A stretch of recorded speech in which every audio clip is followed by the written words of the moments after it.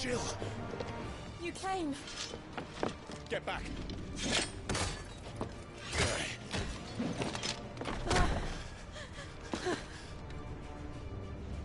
Clive, how did you... I'll explain later. Hands.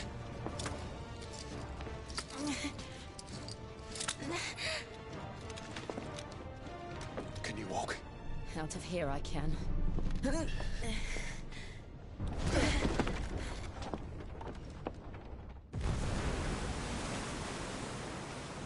Stand still!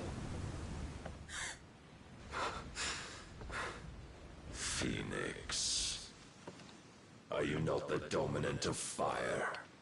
I see naught before me but a guttering flame.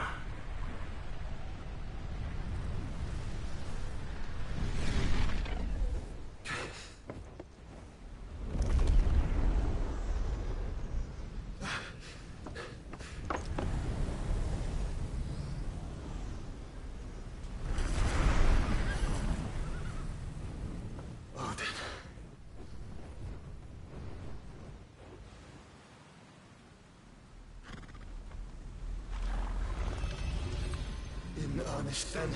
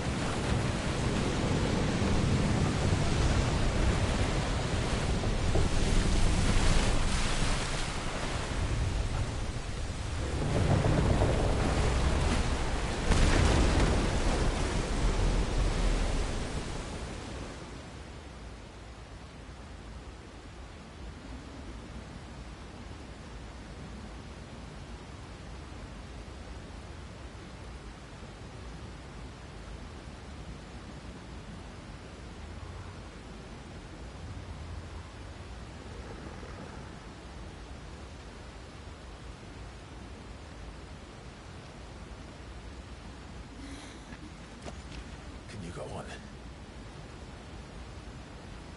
I think so.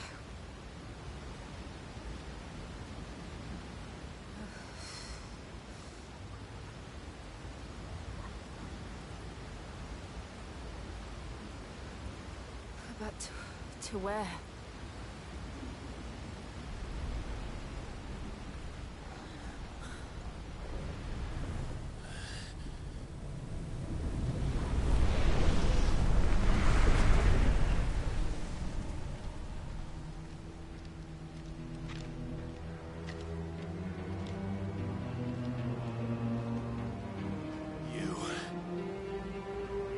What did you do to Joshua? The Phoenix? Oh, I expect he will survive. This consciousness in which you coil your feeble souls is grown thick with desperation. And thus has my master turned to my blade.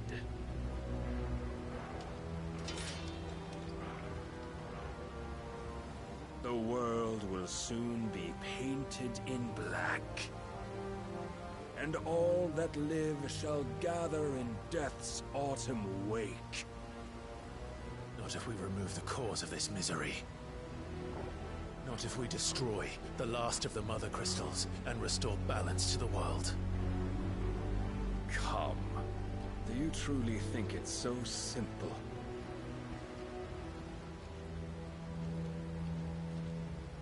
The Blight is inevitable. Not even the Almighty might stop its endless march.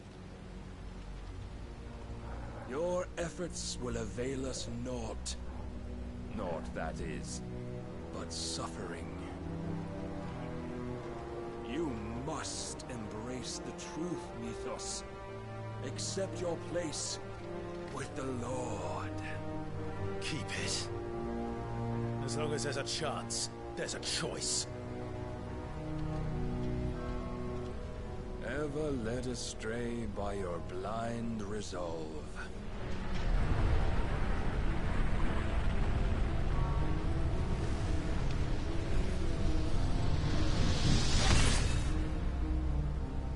Now, it is time you learn the inevitability of your divine fate. However much it may hurt. Get as far away as you can. Clive, no. Trust me, Jill.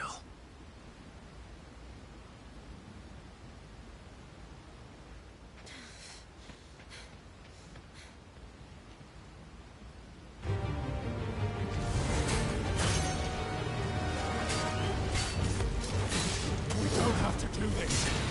Oh, but we do. If only to remind you of your duty.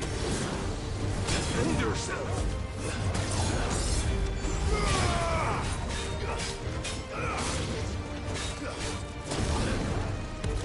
In the short time since our last meeting, you have grown much. Yet as a person, I fear my lord will still find you lacking. Rise, Mythos! Raise your guard. All this fire and fury. And through what? Stopping the blight. A foolish notion fed to you by a foolish man. How dare you? You know naught of this world nor of our place in it. If our fates were so easily rewritten, we would all be gods. Are you ready?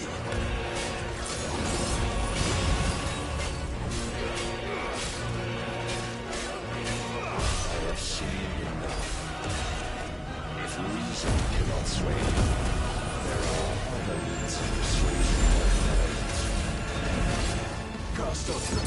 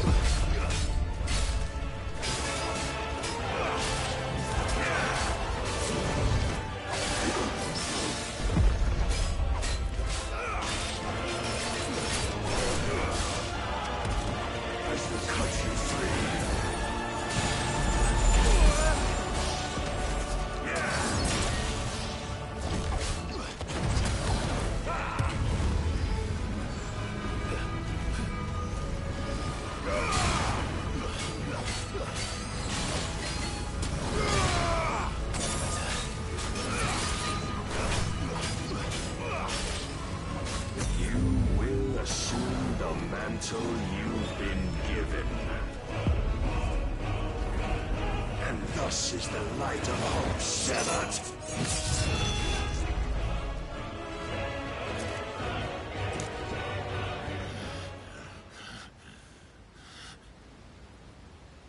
You would yield so soon. Never. Clive!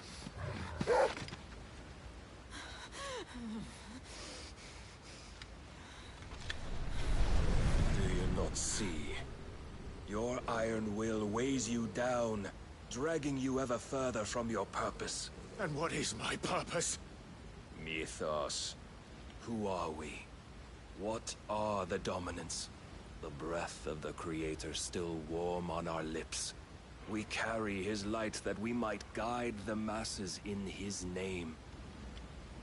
We are but mighty acts of God. We are more than that. You would be nothing without what he has granted you. The power we wield is his, and yet every time we draw upon it, it wears away at our very being. It breaks us. It unmakes us. That its immaculate aspect might reveal itself. The icon. It is too much for even his chosen few. Apart from you, Mythos. You wield the might of many, yet your body does not answer for its avarice. What are you saying? What I am saying is that we dominants are a means to an end. We were created for you, that you might drink deep of our strength and thereby fulfill your divine purpose. Which is? To feed. As you would know, could you only look beyond the walls of your prison of self-regard. As long as you choose to ignore this, you shall never penetrate my defenses. Still, you may take solace in the fact that you are not alone in your plight. The chains of volition shackle all of mankind, but there is yet cause to rejoice.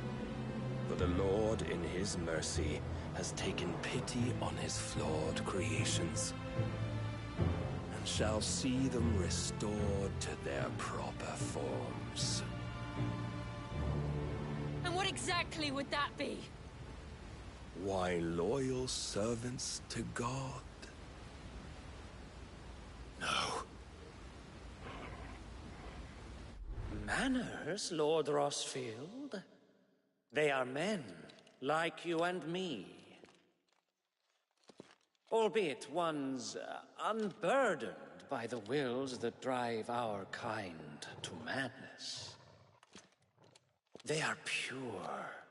They are divine.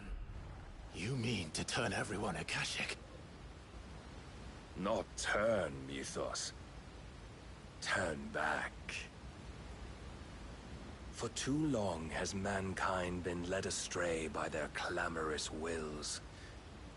It is time they return to a world of quiet equality, where they might once more know salvation. Salvation! And abandon everything we hold dear! We don't need your salvation. We'll save ourselves, and we'll do it on our own terms. Not yours. And not your gods! With every defiant expression of your will, the tighter the chains of consciousness become. But perhaps that fact may be put to use.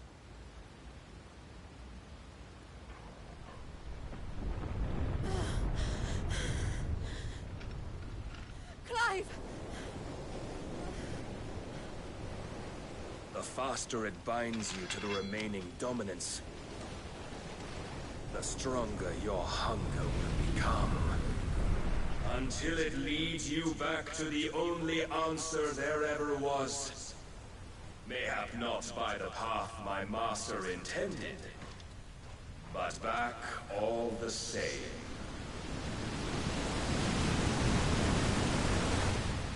Ash is not far. I could freeze a path. You're in no fit state. Probably not, but I can try.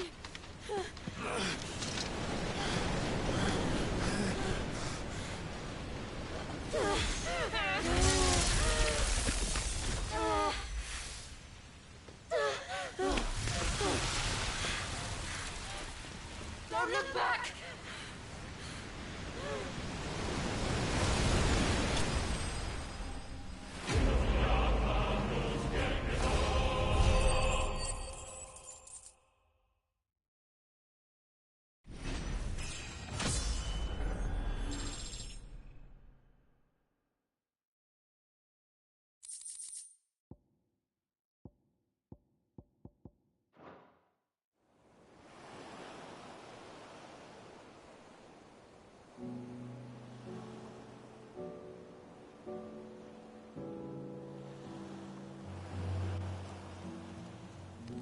I hope the others are safe. The Enterprise was clear of the gap when we fell. They made it, Jill.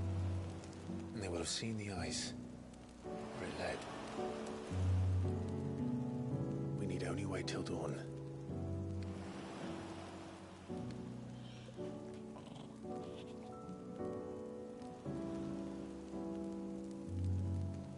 This is the second time Barnabas has bested me. I'm powerless against him. And maybe there really is nothing else for it but to give yourself to his master.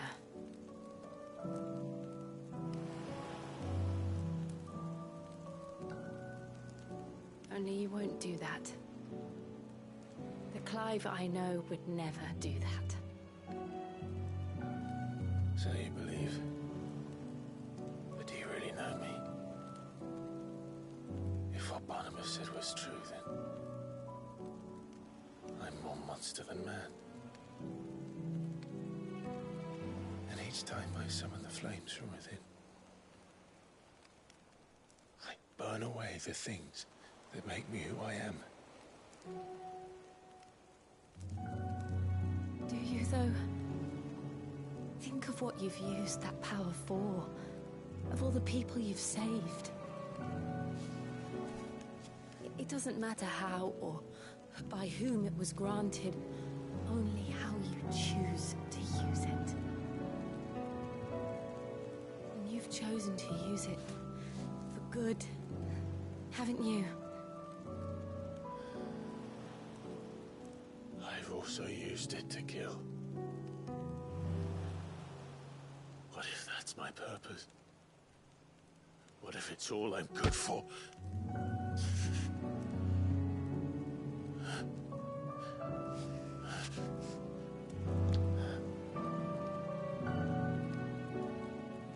You're still that same boy I grew up with. Always so eager to save everyone around you, and yet always so alone. Because you failed to realize the one thing that needed saving most of all. You, Clive. You. You never once took the time to save yourself.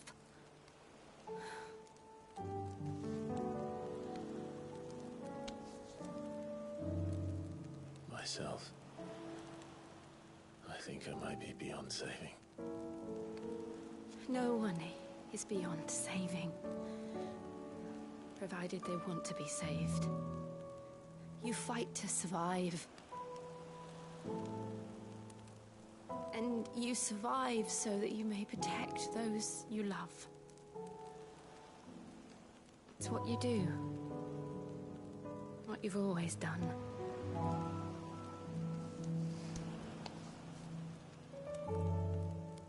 And I know you're not about to change. So I'm going to help you. To give you what you need to protect us all.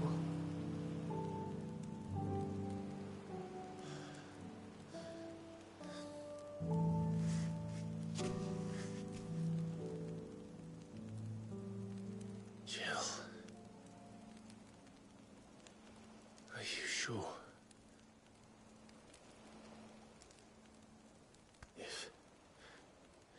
If this is what you want, then...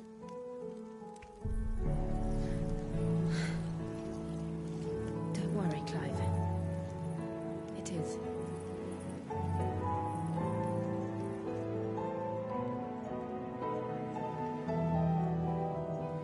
This burden, I'll give you the strength to bear it alone.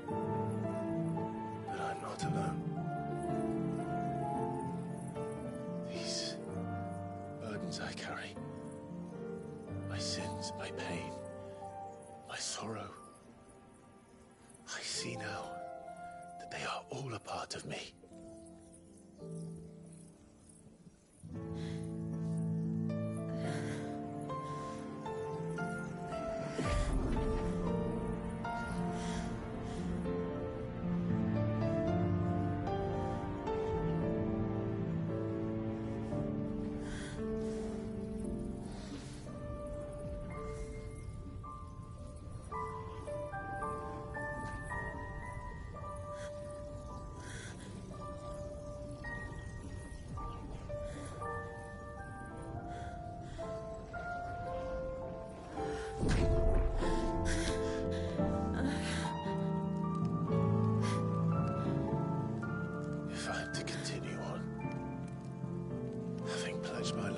those I love.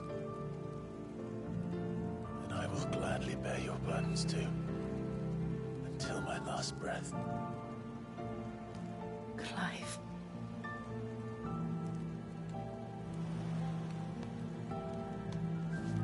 I promise you, Jill. We will find a way to escape this fate. Find a way to save each other.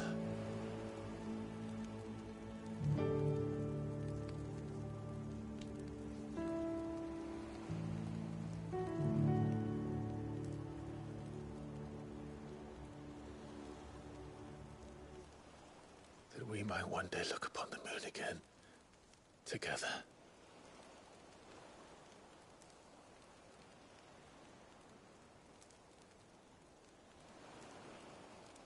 And I promise you, Clive, that I will be there, no matter what you must become. I know.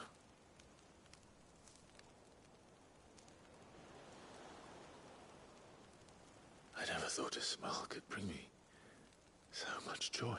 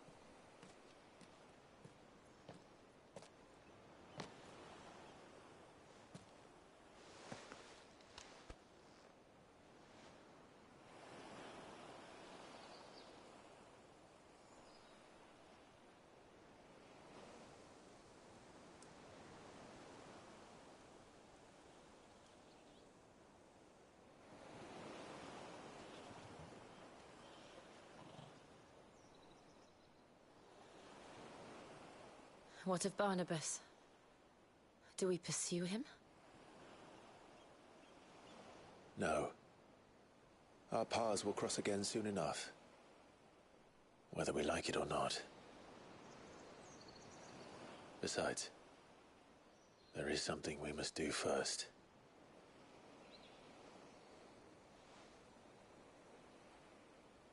Of course. Drake's spine. The last Mother Crystal. The Einherjar is at the bottom of the sea. Waloed won't dare move on Storm without her. But they know we're coming now. We'll need a plan. And a damn good one at that. Then let's go home and find one. Ash will have to wait.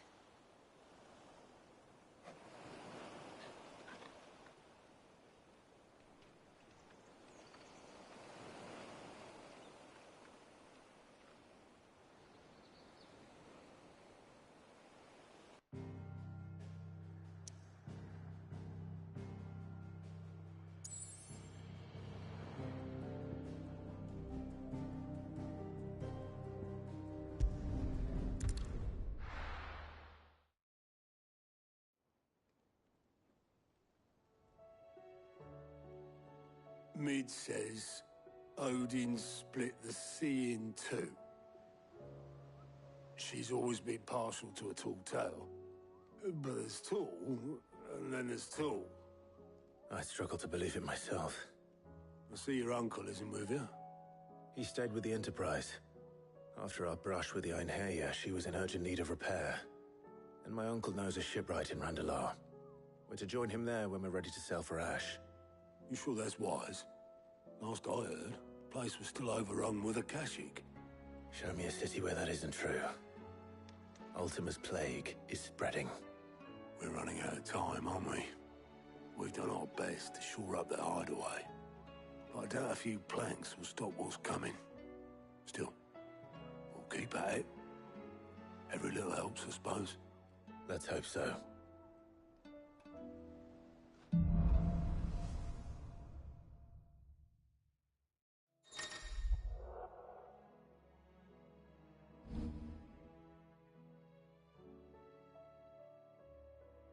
I should visit Joshua. Assuming Talia will allow it.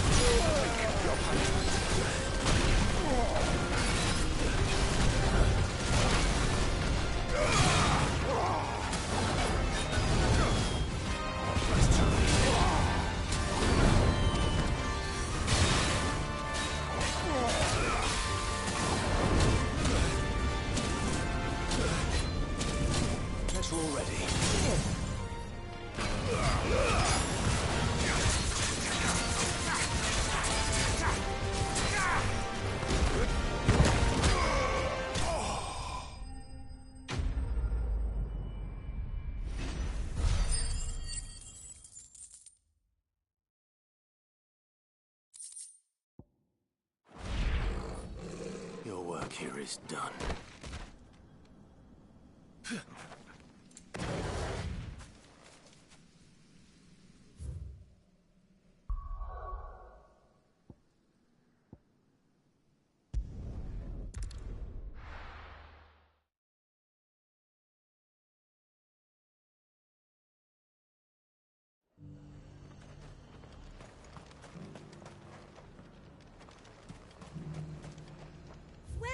Welcome.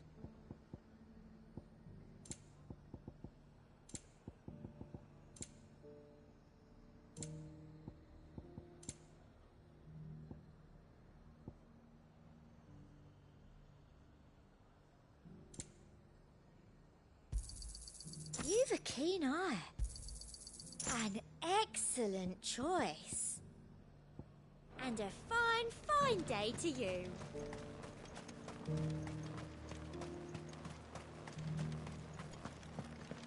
There were ghosts at the gates not days ago.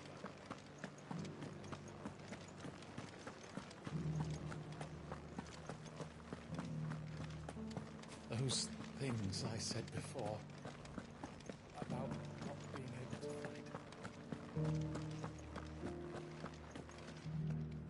Oh, Clive. What am I to do? My wards and I may soon be without a home. What's happened? The High Cardinal has descended from his lofty throne and taken up residence here in Northreach. The High Cardinal? Leader of the Council of Elders, second only to his Radiance at the head of the Imperial government.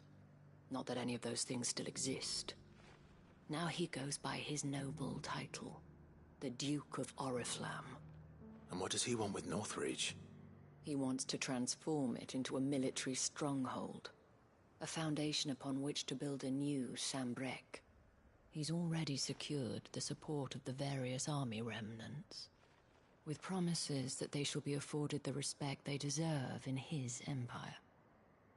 One built on the confiscated property of the people. He would rob the populace to pay for it.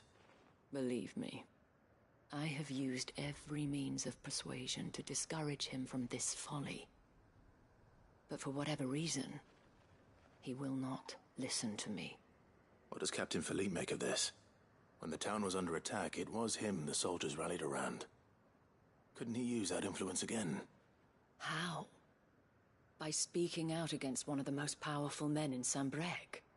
A man whose stated aim is to revive the empire Philippe's comrades swore to serve, and to improve the soldiers' lot within it.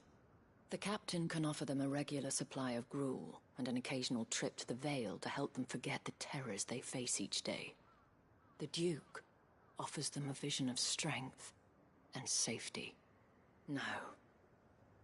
Any attempt to incite mutiny would cost Philippe the support of his men, if it did not cost him his life. But given the mood around town, mutiny may yet be unavoidable. The people have little appetite for further deprivation, least of all when it serves only to elevate others. And who could blame them? Clive, would you appeal to the Duke on my behalf? For your services to Northreach, you have the respect of the soldiers, and they will take you to His Eminence if you ask them. And unlike Philippe, no bonds of loyalty prevent you from speaking your mind to the man. Well, will you try? You could hardly fare any worse than I did. I'll see what I can do. Thank you, Clive. Tell me then, where will I find this Duke of Oriflamme? In the garrison? Overseeing the troops, yes. All right. Wish me luck.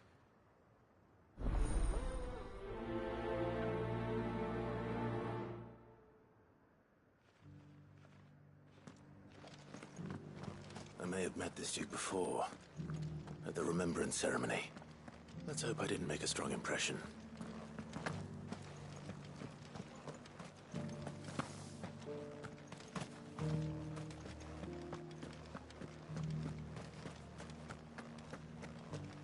It's heartening to see that the Guard have rediscovered their purpose. I just hope they don't do anything stupid.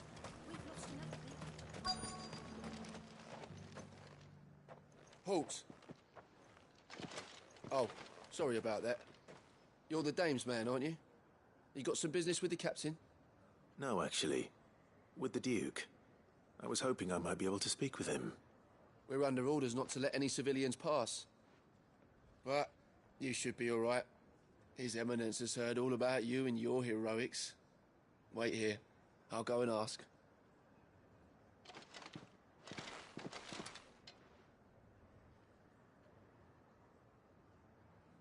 So, you are the sellsword who lent his aid to the garrison. The Empire owes you a debt, and I shall see it repaid. But tell me, is it wealth that you seek, or favor? Neither, Your Eminence. I thought only to inquire about your plan to turn Northreach into a stronghold. Ah, I see. You are worried the expanded garrison will render your services redundant. Yet you needn't be. A proud fighting man like yourself shall always have a place here. Pride of place, in fact. For too long has the contribution of the noble soldier been under-reckoned. But no more. For it is they who shall see the Holy Empire rebuilt, beginning right here in Northreach. Why here, Your Eminence? The town has been fortunate enough to escape largely unscathed from the recent troubles. Her defenses are sound, and her garrison well prepared. Which is more than can be said for Oriflamme or Twinside. The Empire wants for a capital, and I believe Northreach to be the perfect place.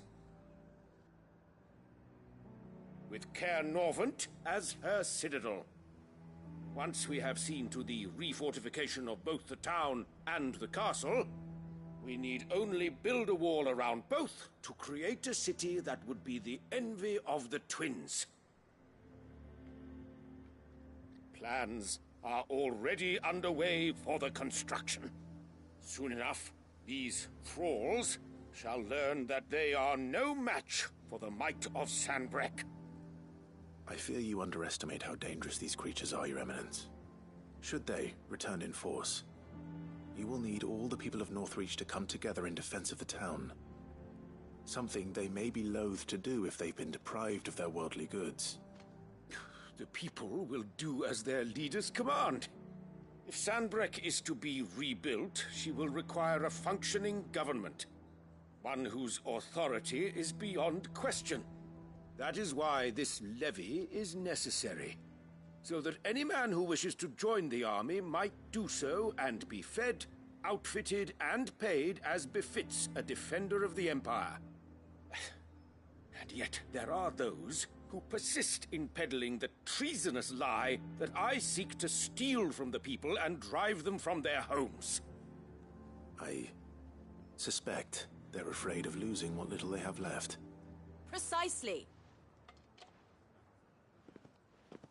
The common folk have little and less, and you mean to deprive them of even that. You would sow the seeds of your new empire in your own salted earth. Sabine, we have discussed this. Yes, and I told you then how putting the empire before her citizens would lead only to revolt. Without an empire, there are no citizens. And in yours, there will be only beggars. Is that what Griga wills for her people? Do not take her name in vain, Sabine. I'll come back later. A citizens' revolt. I wonder what the people really think of the Duke's plan. It wouldn't hurt to ask them, I suppose. Let's begin with those on the other side of the wall. As long as you remain, the Veil will see to your needs.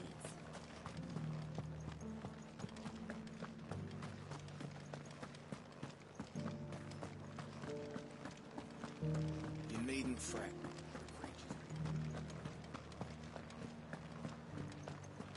But there were ghosts at the gates not days ago. All right there.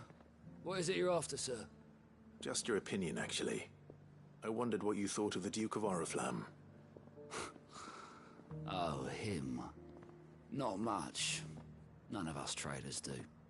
It's thanks to nobles like him that we had to set up shop this side of the wall in the first place. Couldn't have the rabble getting any closer to the holy capital, could they?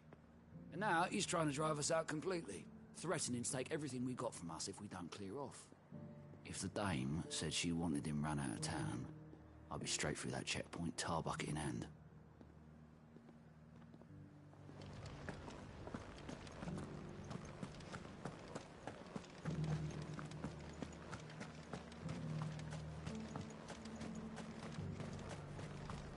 Why, your stall is as...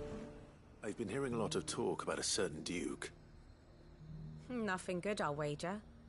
Going around acting like he owns the place. And with hardly a word to the dame. This is her town, not his. I take it you'd rather she was in charge. As far as I'm concerned, she still is. Just need his eminence to sod off back to Oriflamme.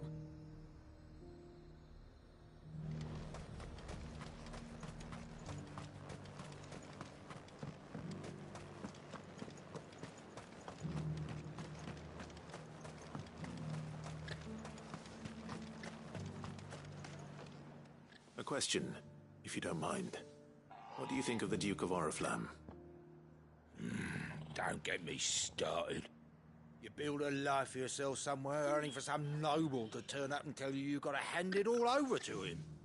If he thinks his name and his chains give him the right to empty our purses, he's in for a rude awakening. We'll do whatever it takes to keep what's ours. Whatever it takes. Well, the people seem united enough. What about the soldiers?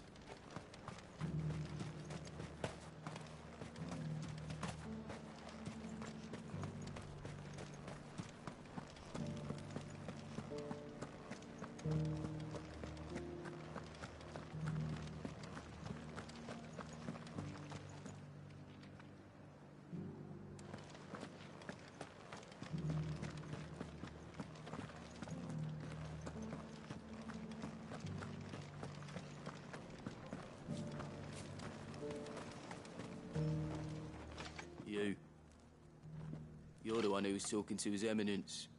On the Dame's behalf, yes.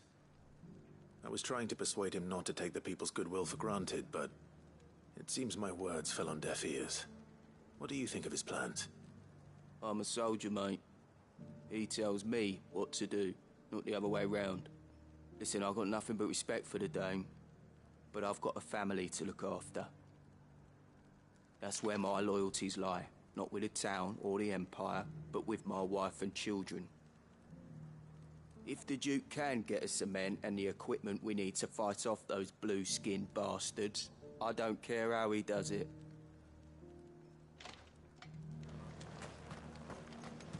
As long as you remain, the Vale will see to your needs.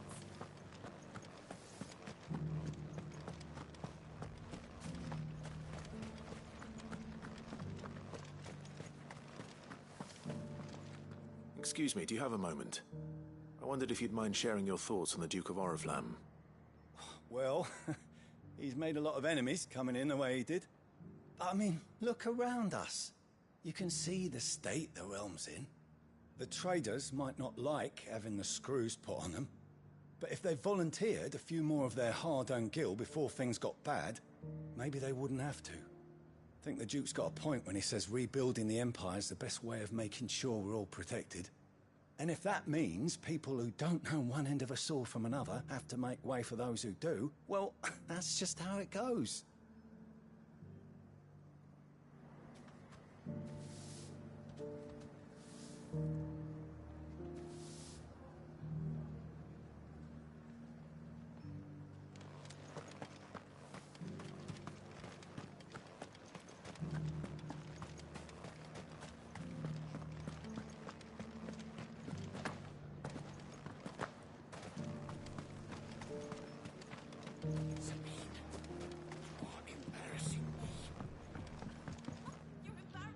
I hear the Duke of Oriflamme plans to turn this town into some sort of fortress.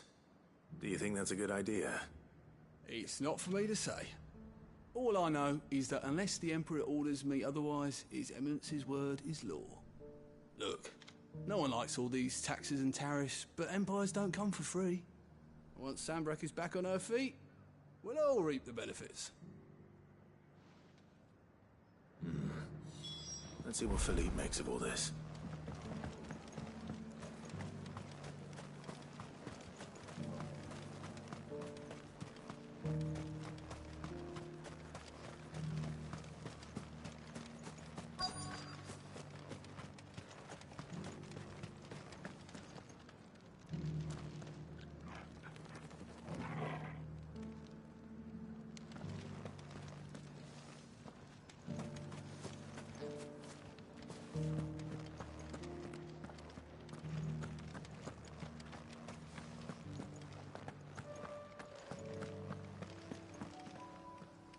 Captain, do you have a moment? For you? Certainly. Clive, wasn't it? Thank you for last time. How can I help you? I wanted to ask you about the Duke of Oriflamme. Do you intend to go along with his plan? But to tell you the truth, I'm in two minds. It's my sworn duty as a captain of the Imperial Army to obey his orders. But I can't say I agree with him. Philippe, I remember you saying that you became a soldier to protect the people you loved. The Dame included. That's right, I did. Well, she doesn't agree with the Duke's orders either. She thinks they could tear Northreach apart.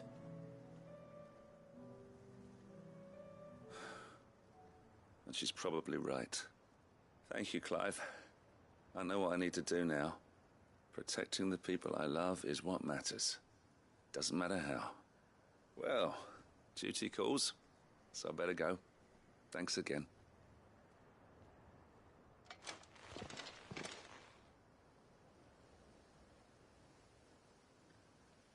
It seems Philippe wants to do the right thing at least. I expect Isabel will be pleased to hear that, if nothing else.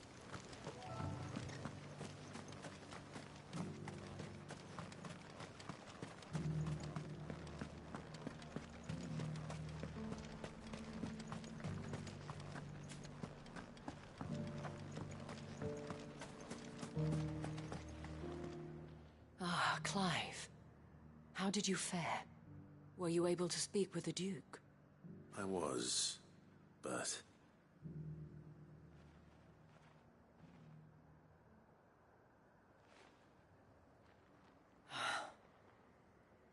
So Northreach is to be a fortress after all. Well, it will certainly help to hold back the thralls. There's no denying that. Though I doubt it will come as much consolation to the townspeople whose worldly goods are confiscated to pay for it. They deserve to be heard, Clive. To have a say in this new empire the Duke means to build.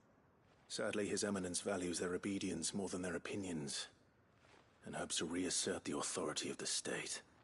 I fear he sees the people as mere pawns on his chessboard to be sacrificed for the greater good. Needless to say, they themselves are of a different opinion, and would rather their destinies were in your hands. The soldiers, meanwhile, are content to follow their orders. And not just because of the Duke's rank, but because of his vision. I thought as much. Had I sworn to protect Sanbreque, I dare say I too would want nothing more than to see it rise from the ashes. Thank you for trying. But the battle is lost. I don't know about that. What happened to your uniform? I handed it in, along with my resignation. Told the lads I wished them well, but that I owe it to those I love to call it a day. But why? Because I realize what really matters to me. Not following some nobleman's orders for the sake of it, but protecting what I care about. Protecting Northreach. I honestly don't know when those monsters will return, but I'm certain they're not finished with us yet. And when they do come back, we need to be ready for them. We need to stand together, all of us. And with you to lead us, milady, I reckon we can do it. It was you who finally convinced me, Clive. There's no point following orders if they go against everything you believe. Indeed. All of us, standing together. That has always been Northreach's best hope, and one which still lies within our grasp. We have only to turn our attentions to the true enemy. Thank you, Philippe, for showing me what I must do. Anything for you, milady. Speaking of standing together, would you mind if I borrowed a few of the lads from the Vale to help keep watch around the town? I fear His Eminence has loftier tasks in mind for the guard. Not at all. Be my guest. Wouldn't be the first time.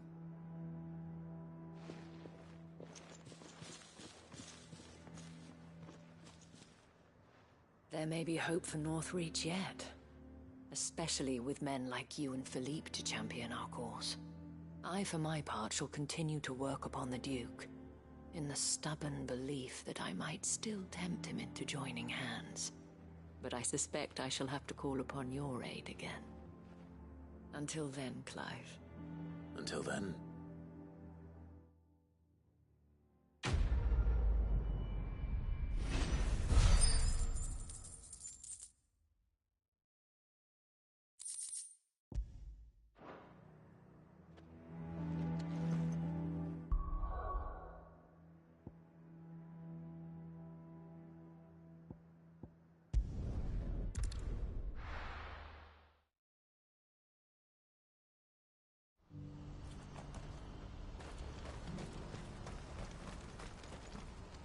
Well met.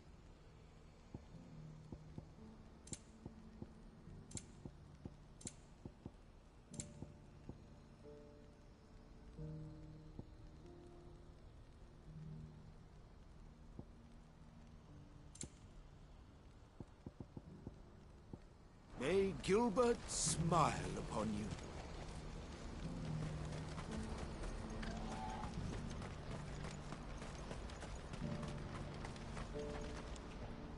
Ah, Clive. You'll be pleased to know that the negotiations are progressing well. That is good news. Yes.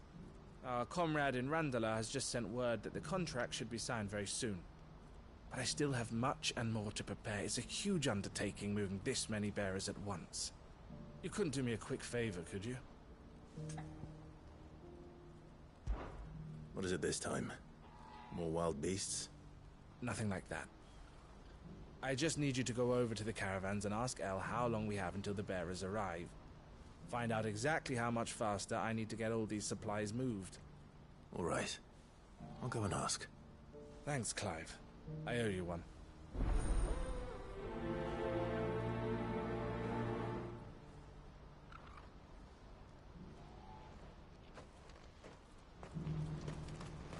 What's happened?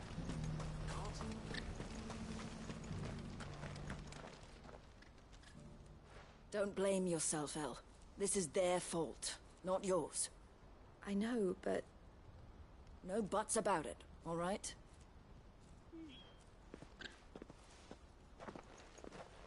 Is something wrong? Vonnie came to give me a message from our intermediary. The talks with the Republican army have fallen through. They've reached an agreement with the Silver Peak Consortium instead. Though prices have fallen of late, we deliberately offered above the going rate to try and deter other bidders. But the Consortium offered double what we did, and the army jumped at the chance. And you had no opportunity to make a counteroffer? None at all. And we were so close. El? What's happened? I saw Vonnie leaving. She didn't look happy. And with good reason.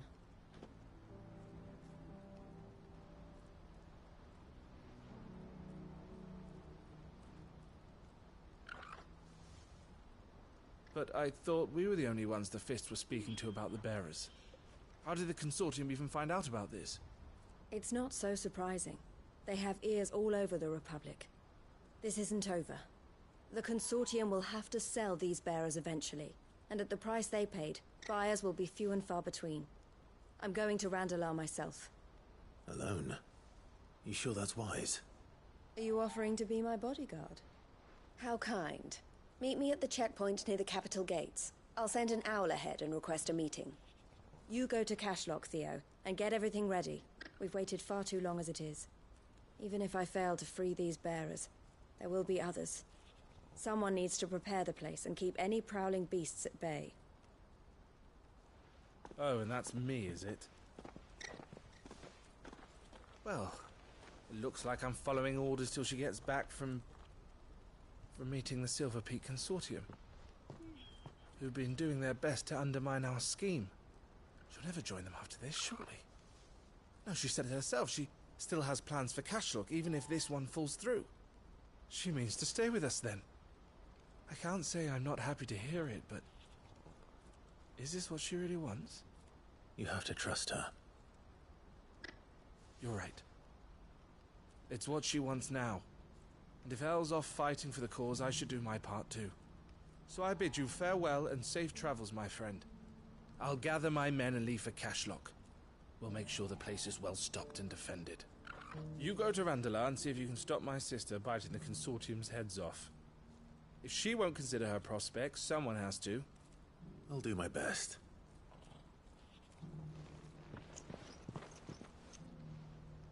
All right. To Randalar, then. And better not keep Eloise waiting.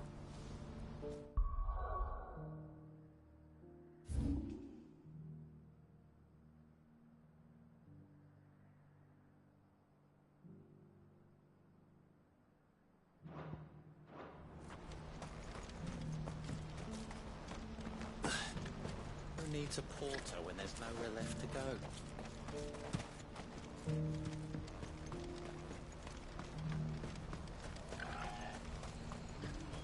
What's happened?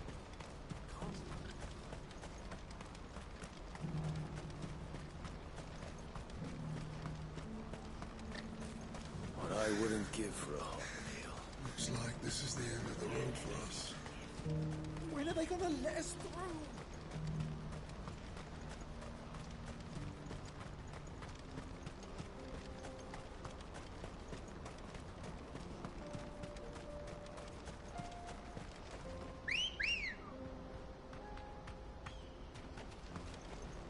Ready, go?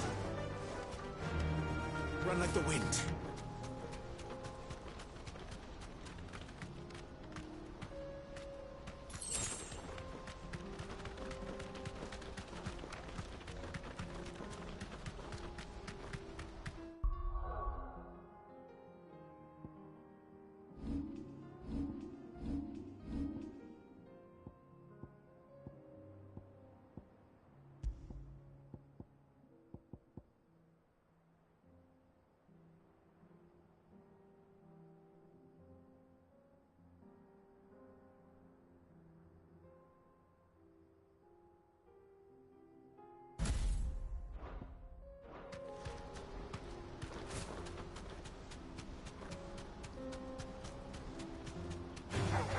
Time to fight.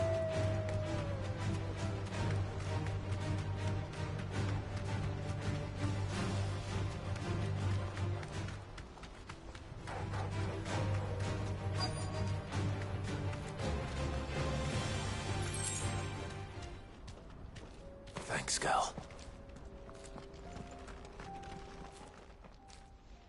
I hope I didn't keep you waiting. Did you arrange to speak with the consortium? Here they are now. You wish to consult with me? I did. It's about the bearers you recently purchased from the Fist. We had all but finished making arrangements to buy them ourselves, and then you stepped into the fray. You misunderstand. The consortium had an interest in purchasing them from the very first. It was only our regard for you that kept us from bidding. But your hesitancy in accepting our offer to you suggested that the regard was not mutual. And so we resumed our business. I did not hesitate.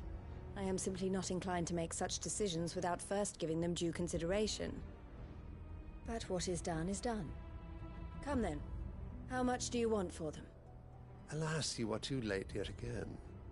We rarely take on such unconventional merchandise without a purchaser in mind. The bearers belong to him now. Who is your buyer? A trader from across the water. A most demanding fellow, if it's any consolation. He insisted the bearers be fed, dressed, even given their own bunks for the voyage over. That's what you get when you deal with continental types. I wouldn't know. Oh yes, the culture on the continent is quite different to ours. They pay good money for bearers not fit for the knacker's yard, and treat them like kings. But as long as they pay... That does sound unusual. No matter then. If they've already left our shores, there's little that can be done. Allow me to withdraw my interest. And with it, my interest in joining your organization. My associates will be sorry to hear that.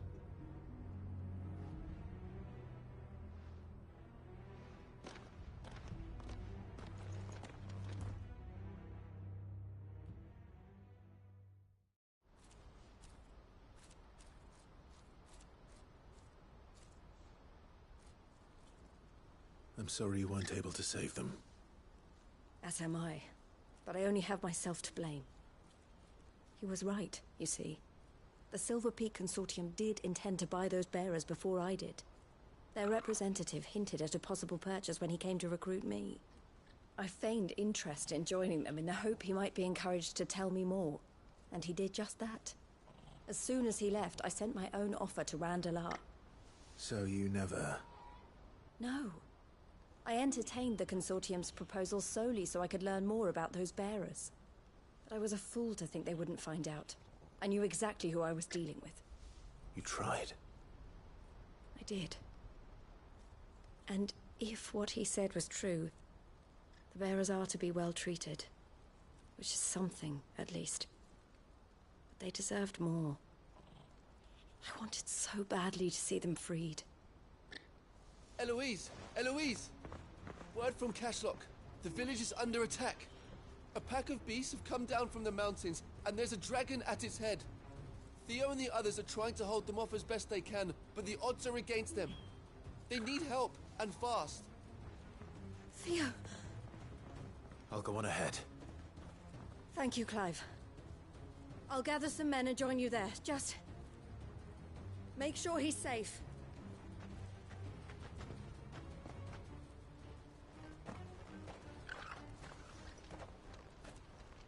Hold on, Theo.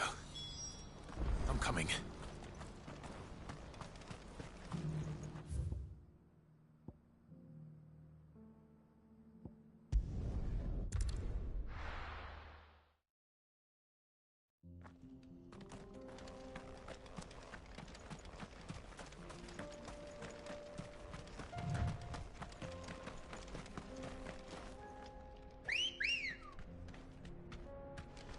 Come on.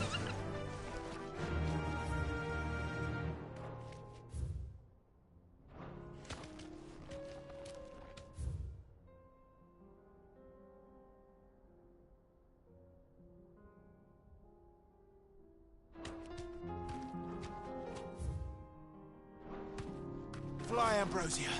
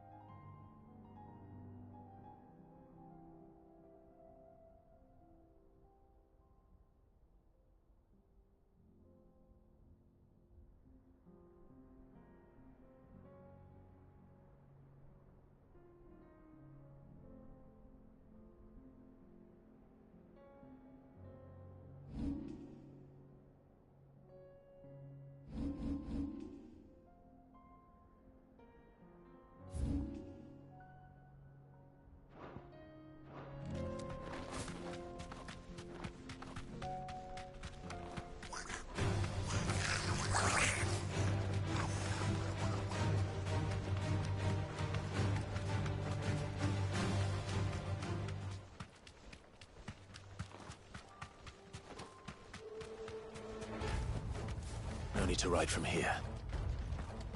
What's the situation?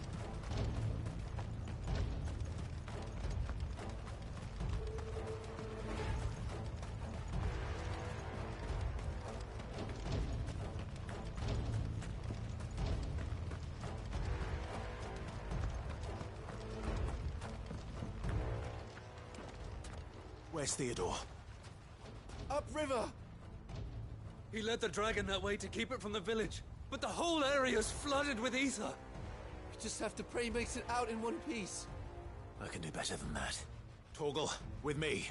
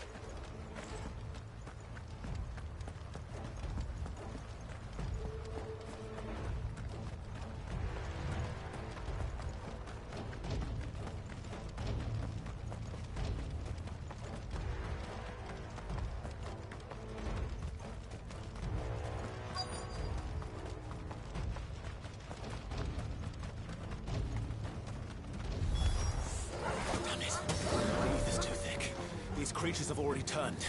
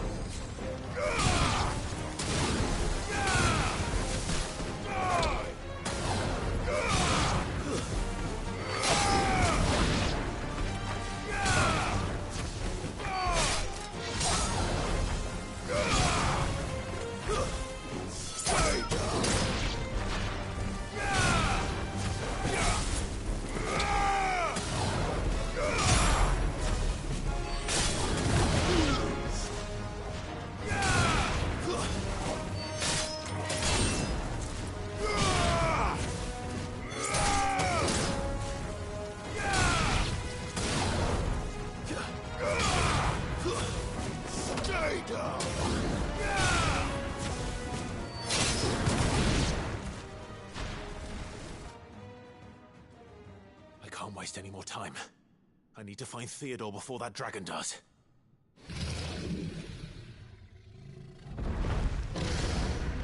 Looks like it's found me.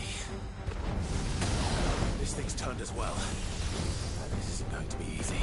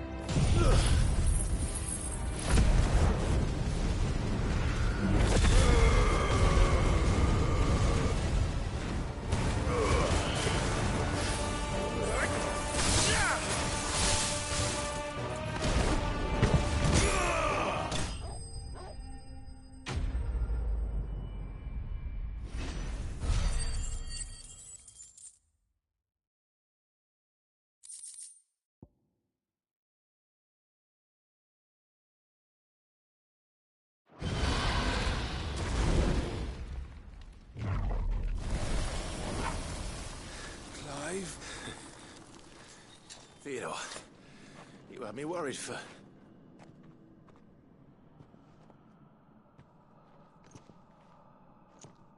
We have to get you out of here.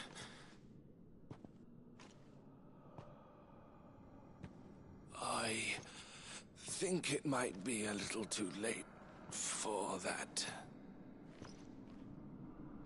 Bearer or no, there's only so much ether a man can take, and that Drake just wouldn't let me leave.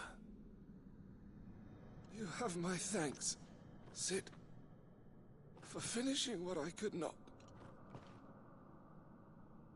For keeping Elle's dream.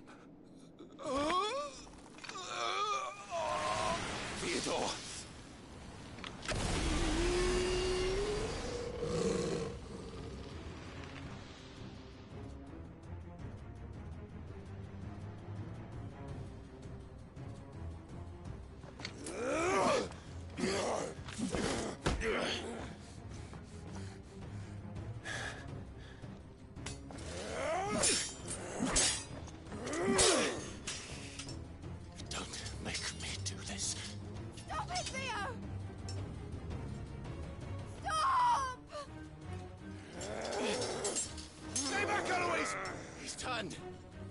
And so will you!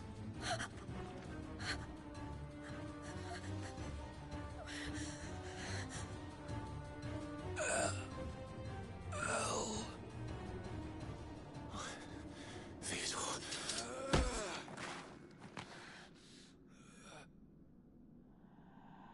Take care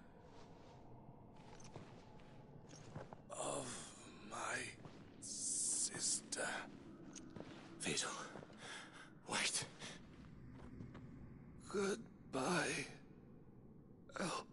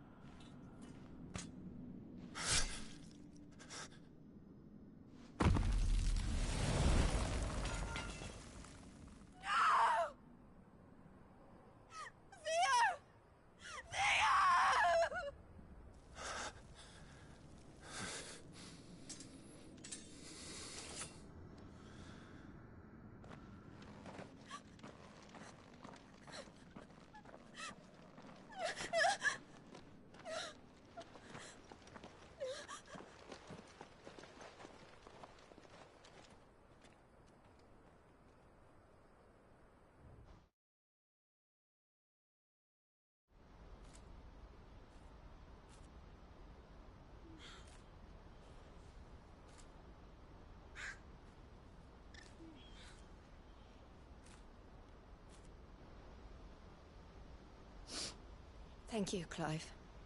I think I'll be all right now. That was true bravery he showed. Leading the dragon away from the village like that. His first instinct was always to protect people. To put others' well-being before his own. And now he's gone. Because I sent him to that place, against his will. It wasn't against his will. He was ready to do whatever it took to show you he could stand on his own. So that you would finally be free to live your own life. To live my own life? He never could come to terms with the choice I made. What exactly happened? You once told me Theo was the first bearer you ever helped.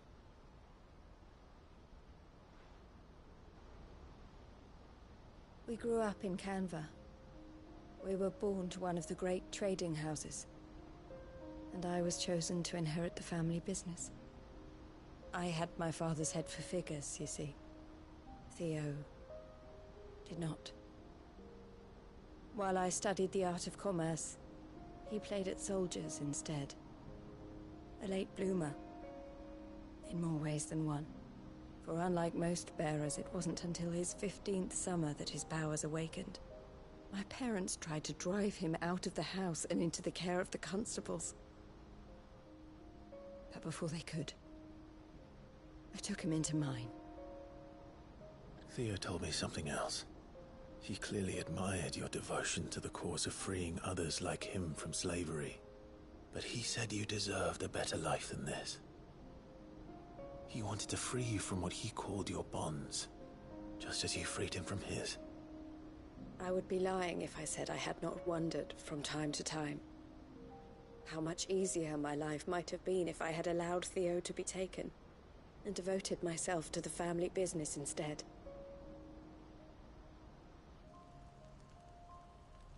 But I have never regretted the decision I made. Being with my brother meant more to me than tradition or reputation. I only had to look at him to remind myself of that night and the choice I made and the fact that I would make the same choice again in a heartbeat.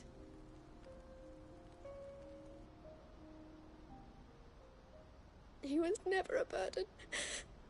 How could he even think that? If anything, I was the one who weighed him down.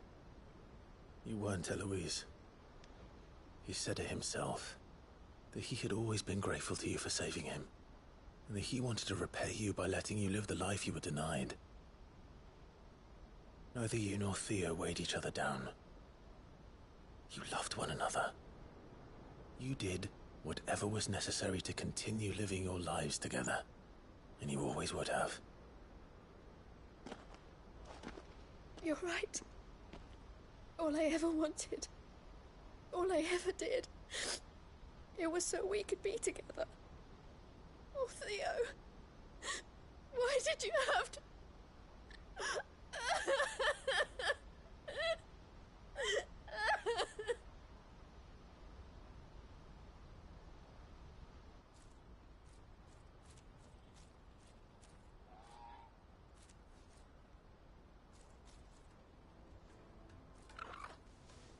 I know Theo wanted me to move on, but I'm staying here at the Crimson Caravans to continue our work. We can make a difference here. We can help people, save them.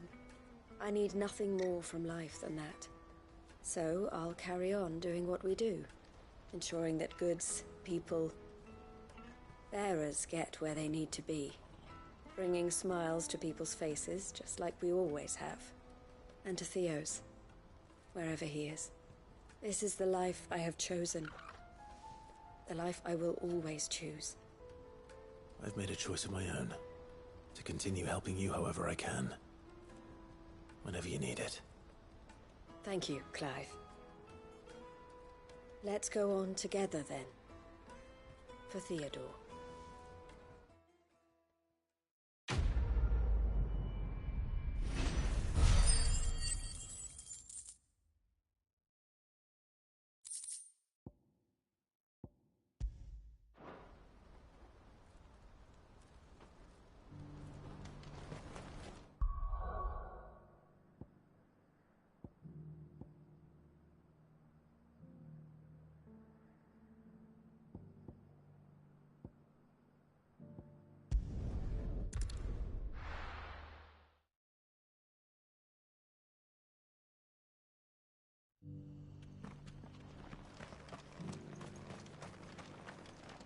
Welcome, welcome. A fine choice.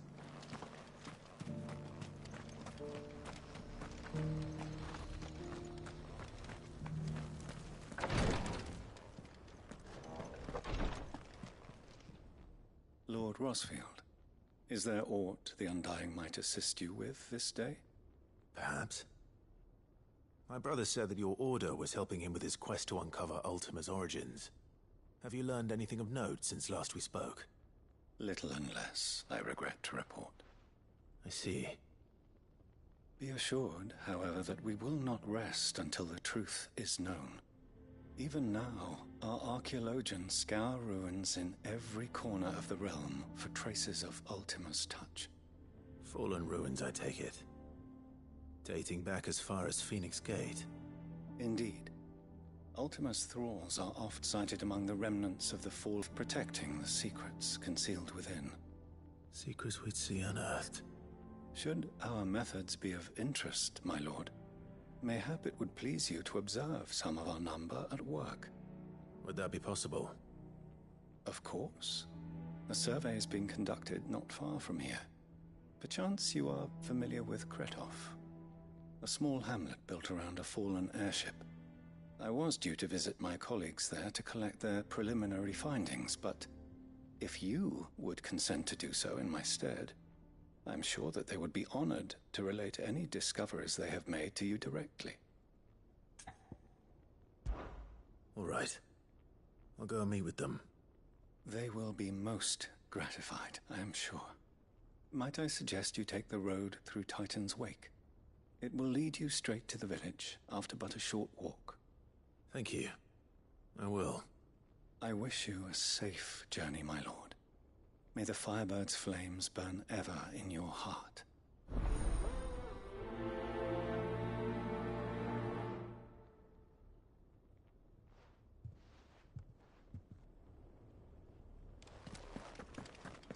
A village built around an airship. Sounds like another Lost Wing. I hope the inhabitants are just as friendly.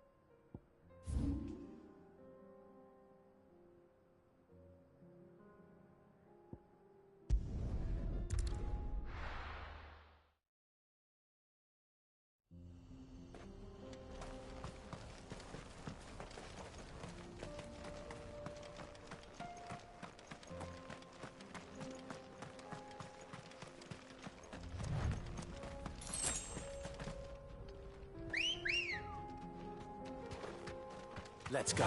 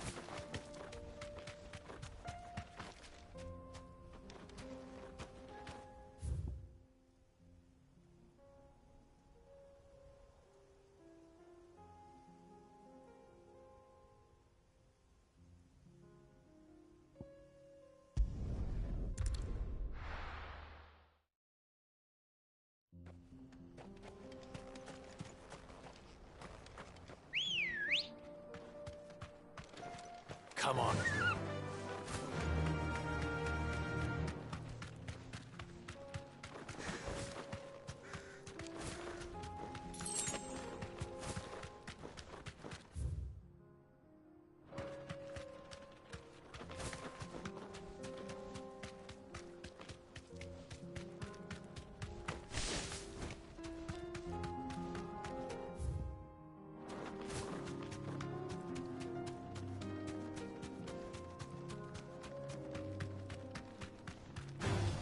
Time to fight.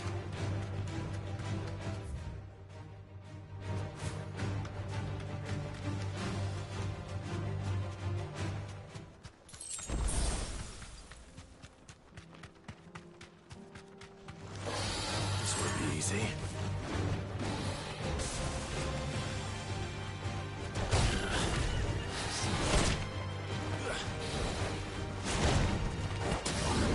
Too slow.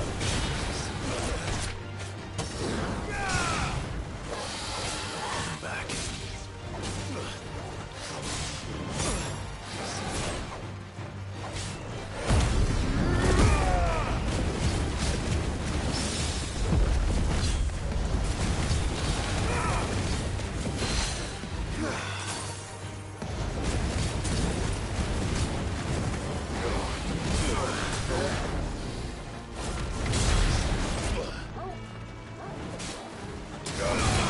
Nice try.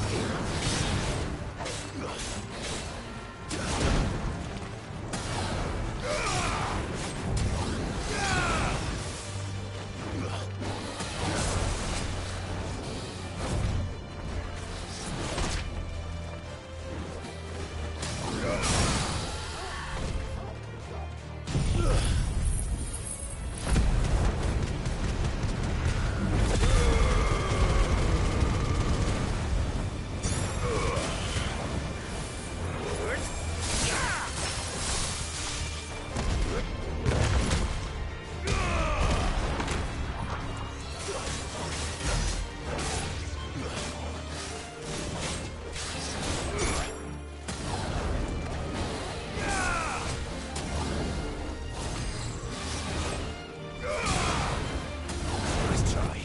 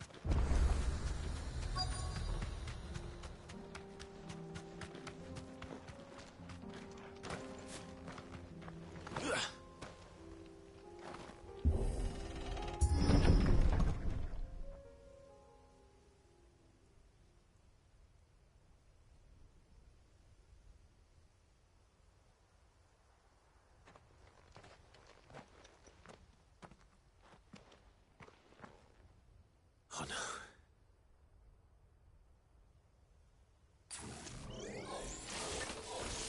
You'll pay for this.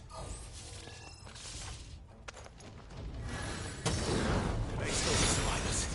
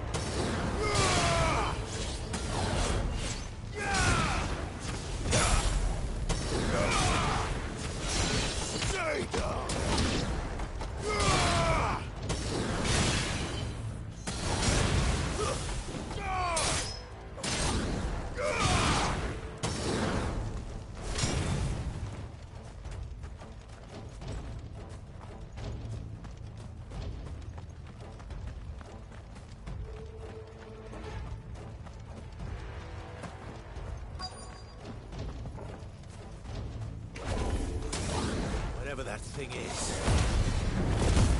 I'd say it's their leader.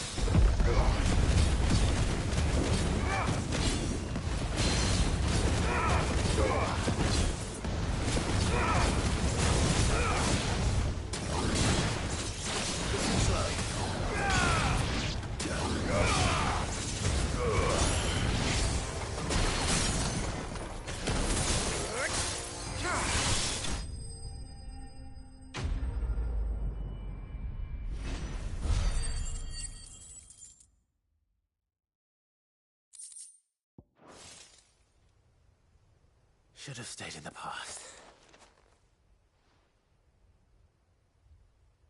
These must be Cyril's colleagues. You have our thanks, stranger. Who are you? Ah, forgive me, my lord. I did not recognize you. You are Lord Rosfield, are you not? We are archaeologians, tasked with surveying this site. When the echoes appeared, our brothers here occupied their attentions. Thanks to them, and to you, we were, for a mercy, able to see our duty to its conclusion. You call that a mercy? Your brothers might still be alive if you put their safety before your duty. Surely this survey wasn't worth dying for. We are charged with uncovering Ultima's origins. A duty of the highest import, as I'm sure you will agree. And you think your dead brothers would agree with you too? I know they would. They gave their lives for the cause, an honor to which all Undying aspire. Now, to what do we owe the honor of your presence, Lord Marquis? Cyril told me of your work here, and I agreed to collect your findings in his stead. I see. That is most kind. Pray, take them then, with our humble thanks. May the Firebird's flame burn ever in your heart, as it does in ours.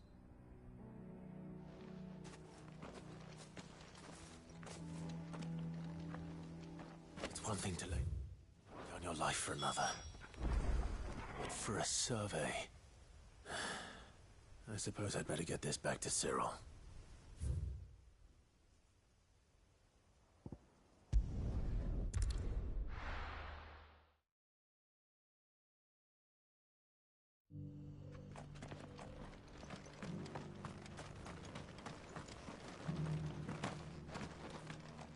Welcome, welcome. A fine choice.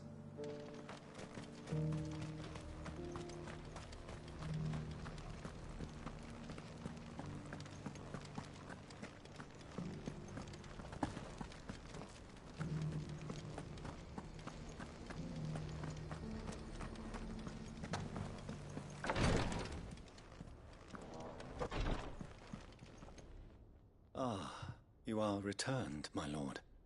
I collected your colleagues' preliminary findings. Here, take them.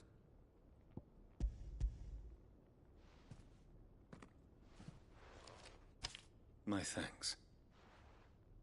I shall study them, and inform you forthwith if I discover aught that might aid you in your fight against Ultima. Cyril, your survey party suffered several losses in Kretov. Losses which could have been avoided, had the others not chosen to complete their work, instead of saving their friends. Were these your orders? No. This was their choice. Every Undying devotes his life to the service of the Phoenix. It is our sole duty, and should we die in discharging it, so be it. Even when death is avoidable. My lord, I fear that this is not a point over which it would be fruitful to argue. The Undying have served the Phoenix for countless generations, and your opinion of our methods, however earnest, is not like to change them. We live to serve the Phoenix. Our very order exists for that purpose, and that purpose alone. Cyril, I know that you and your brethren answer only to Joshua, but allow me to offer you a word of advice. It does not further the cause of the Phoenix to have his loyal followers surrender their lives without good reason. Provide your survey parties with an escort, that they might live to do their duty for years to come. Think not only of how you can serve the Phoenix, but how Joshua would want you to serve him. Please. For all our sakes. I thank you for your advice, my lord. If you will permit me to respond, our faith in his grace, Joshua Rossfield, is absolute. And we of the Undying will do what we believe is right to fulfill our duty unto him. As first shield to the Phoenix, I am sure you understand what it means to do one's duty. I do. Then we are of the same mind. And it is my hope that we may continue to do our duty together.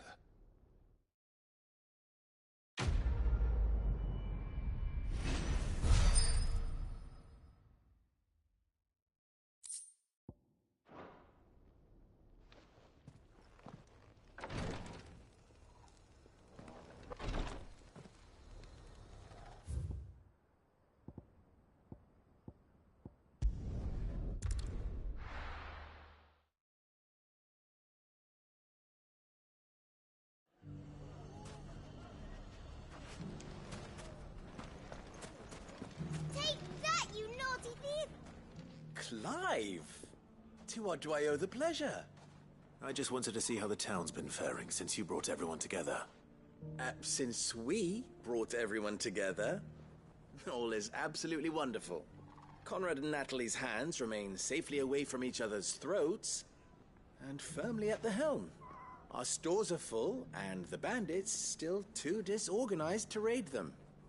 Just as the good Lady Jane and Lord Underhill intended. Are you a lord? Lubor's going to be one too. They're going to make him the Lord of Dalamil, because of how he stopped all the grown-ups from fighting. It's the mayor of Dalamil, dear child, and the vote hasn't taken place just yet. But if the people wish me to lead them, I shall. And my first act will be to build a school so that menaces like you two learn not to interrupt your elders. Speaking of menaces, there may be a rather worrying one just over the horizon. May there indeed. I'm afraid the example Conrad and Natalie set in putting aside their differences and presenting a united front might have caught the bandits' attention. And they might have elected to take a similar approach. They have formed what one could call a League of Outlaws, and they grow more organized by the day. We'll fight them all off just like last time, no matter how many of them there are. Won't we, Lubor? Of course we will. If we continue to work together, we can overcome any challenge we choose to face. The longer we avoid facing this one, the more difficult it will be, until the only way to overcome it might be to run for the hills. Our best hope is to nip these efforts at organization in the bud, by finding those ne'er-do-wells who have yet to join the cause, and ensuring that they never do. Perhaps a certain Lord Underhill might be willing to lend us his aid once more?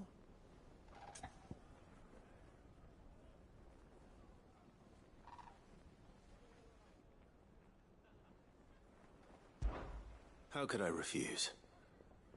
Thank you, my lord. Victor will fill you in on the particulars. I have him stationed by the Desert Gate, receiving and collating reports from my scouts. Such an amenable soul. He reminds me of you. I'll go and speak with him.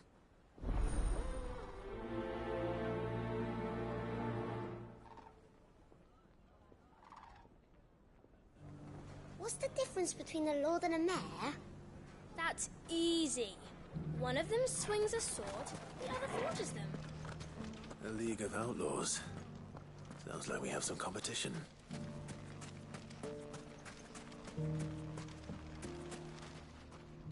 Still in Dalamil, Victor? Ah, Sid. I thought you'd have returned to Cosnis by now. I did. Then I came back. I've developed something of a fondness for the place. And having worked so hard to see it saved from one fate, it would seem remiss to abandon it to another. A sentiment Master Lubor certainly isn't shy about exploiting. Hence my doing his bidding yet again. You're not the only one. What does he want you to do? He asked for my aid in putting down the bandits. And he said that you might be able to help me find them. Then you've come at just the right time. I was on my way to speak with Conrad about how to organize our forces. There are more camps in the vicinity than we can safely strike at once. But we must strike together, and we must strike soon at as many camps as we can. We can't give this league of theirs time to rally its forces. All right. Which camp shall I take? There's one upriver. Just out there, across the dunes. Leave it with me.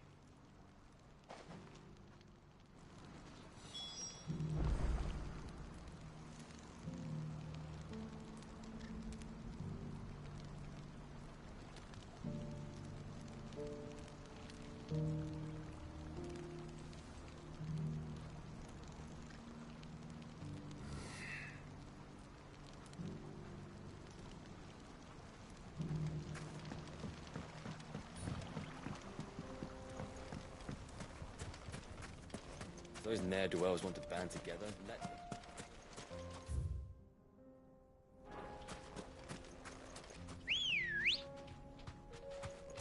Good girl. Run like the wind. All right.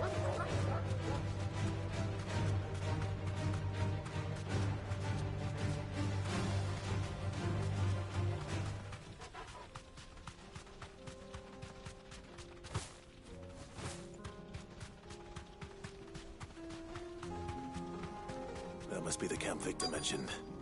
Come on then, Toggle. That's him! one who killed Locke and Fingers. Take his head off!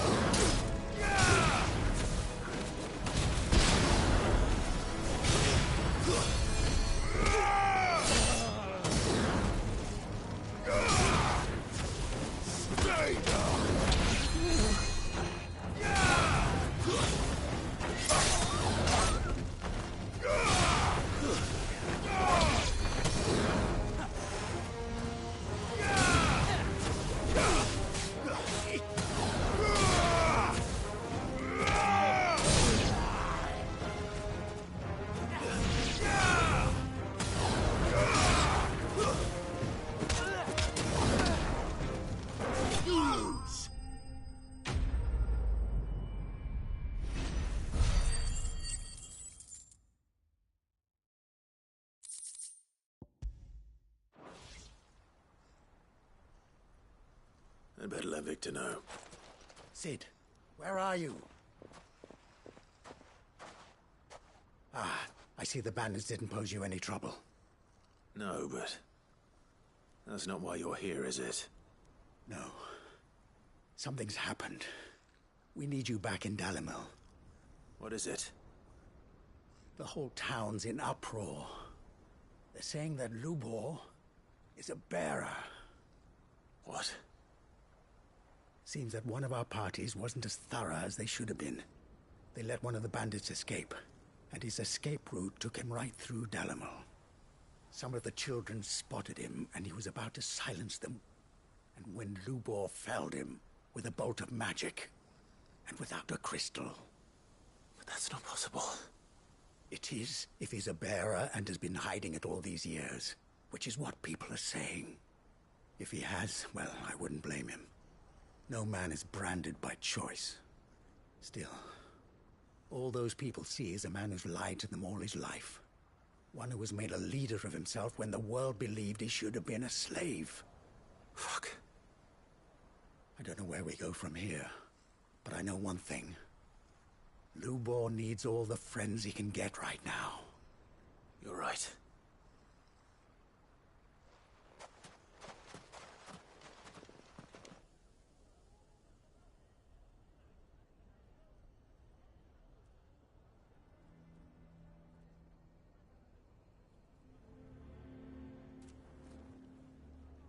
And now everyone knows. I made it a habit to keep a crystal close at hand for just such an occasion. And when that occasion arose, I forgot to reach for it.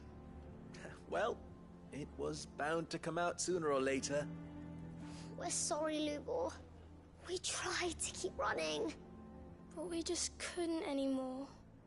There's nothing to be sorry for. I rather enjoyed playing the hero for once. All that matters to me is that you two are safe.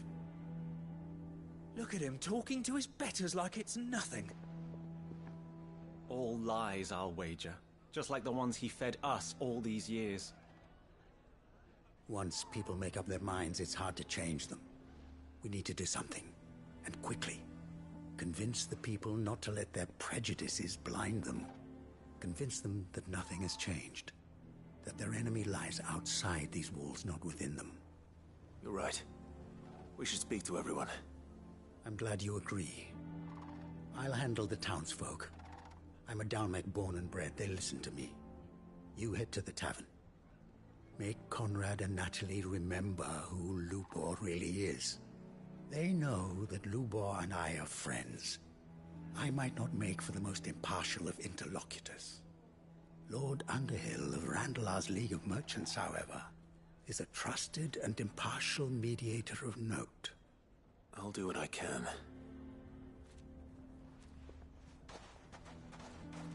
Lubor, stay here with the children.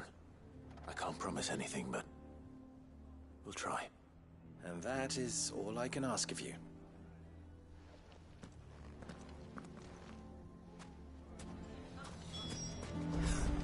Why are you taking the bearers? Why do they always have to make such a fuss? You all along that he was... Forgive me for disturbing you, but could I have a moment of your time? I've seen your face before. As have I. Lord Underhill, wasn't it? Of the League of Merchants. That's right. I wanted to speak to you about Lubor. The rumors that he's a bearer. All true, I'm afraid. He'll never be mayor now. Not if I have anything to do with it. But what of his wares? Bearer or no, his steel is highly valued throughout the Republic. In this at least, he's done the town a service. Might that not earn him a little leniency? Leniency? He pretended to be one of us when he was laughing behind our backs all the while. I'm sorry, my lord, but he lied to us. He lied to you. He cannot be trusted. So what do you propose? Will you drive him from his home? Close his forge? Perhaps. That is a question for the people of Dalimil, and they will thank you not to get involved.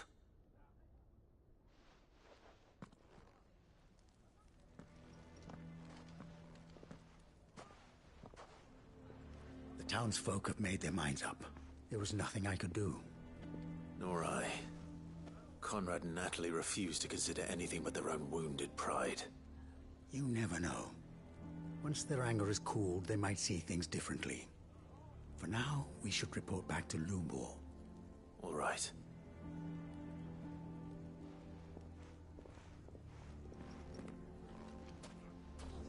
Why do they always have to make Why the hell would Victor take the bearers?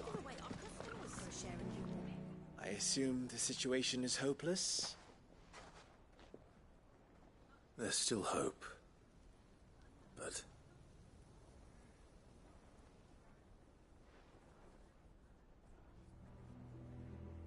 But perhaps not in this lifetime, I think it's fair to say. You mustn't think like that, Lubor. Give them time. They'll come around. We'll talk some sense into them in the end, you'll see. No, you won't. And your efforts would be better spent elsewhere.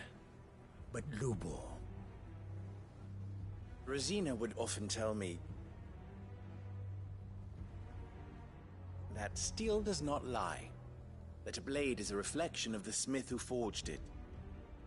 To yourself be true, that was her point. Rather an ironic one when you consider that her life was taken with a blade of her own making. But I do not doubt that she was always true to herself and what she believed in, right to the end. And so must I be. I must do what I know to be right, no matter what others might think of me. And now, I know what that is. I must embrace my new role of villain so that the people of Dalimil have something to unite against. For only united can they hope to stand against the threat that awaits them. I'll need to make a suitably dramatic exit, of course. Don't go Lubor. You're the only one who was ever kind to us. We'll be all alone. Again. Trust me, little ones. It is for the best that I go. Not only for the town, but for you, too. How could it possibly be for the best? These children need you. The least you can do is give the townspeople a chance to change their minds. I would not take it, Victor. It's over. Over, you say? And so just like that, you're going to throw this town and these children to the wolves? I thought you were better than this. But it seems you had me fooled as well. Victor. Forget it. Do what you will. You sure you're making the right choice, Lubor? Of those available to me, I believe it's the best one. Yes. Ah, but where are my manners? Here. Your reward for clearing out that bandit camp. Right then. I have packing to do. If there's anything I can do. Anything. I'll bear it in mind. Thank you.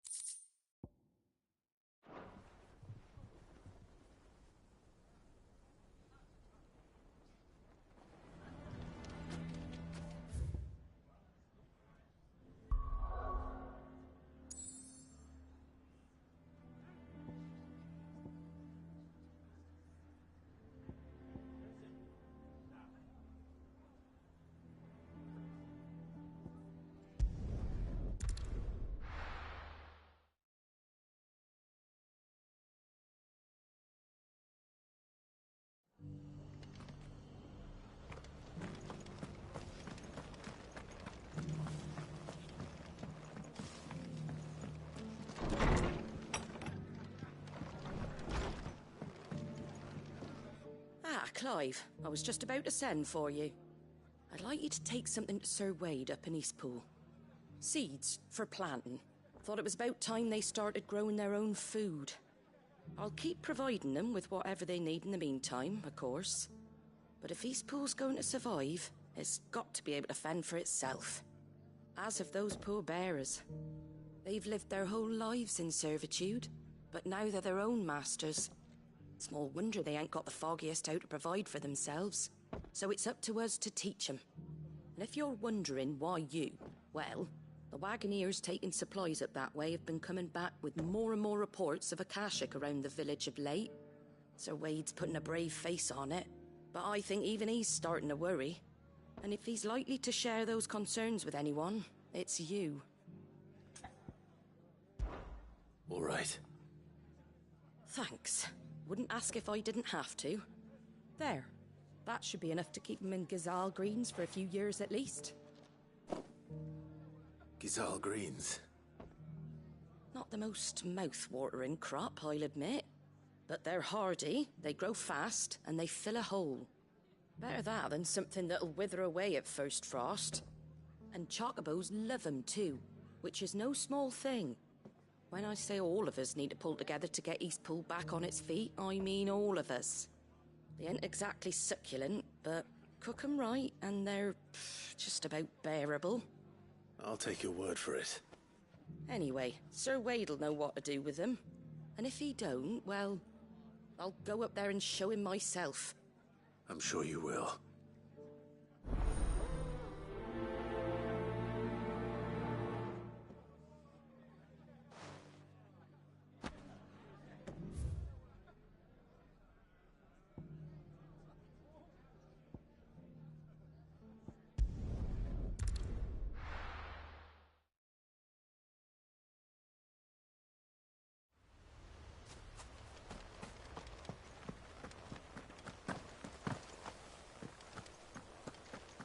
I heard the Guardian saying we're supposed to go.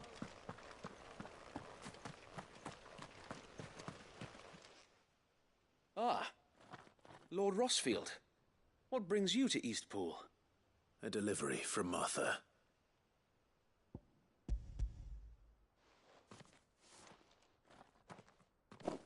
These are Gizal green seeds.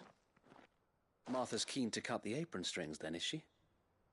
I jest, of course. You see, I had thought we might be able to revive the old wheat fields, but they'd long since gone to seed, only without the seeds. Martha was hoping he might be able to show the bearers how to plant and tend these, so that they'll be able to fend for themselves. That's not a bad idea. These bearers had only recently escaped their bonds before we brought them here. They know little of freedom, of providing for themselves and their loved ones. Unless we teach them how to live like free men, I fear that all we have achieved in bringing them here is to exchange one master for another. Not that myself and the Guardians have been the best example to them so far, subsisting almost entirely on Martha's charity as we do. It's about time we all started to provide for ourselves, bearers and Guardians alike.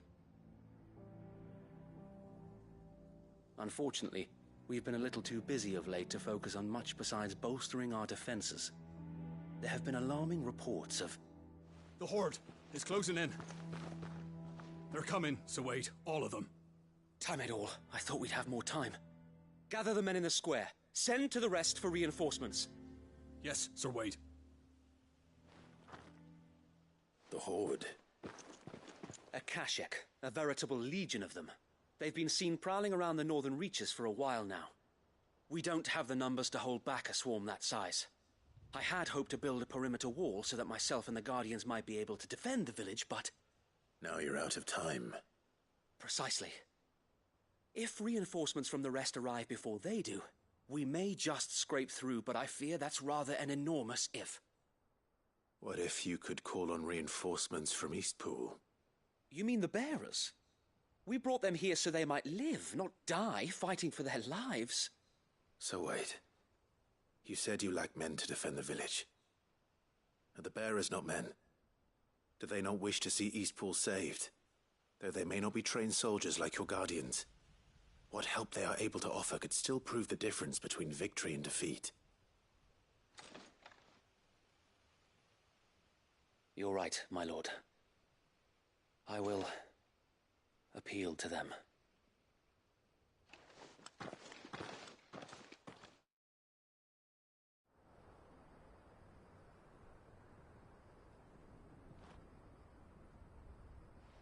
My friends, I humbly beg your aid. We Guardians are few and our enemies many. But I swear we can defeat them with you at our side.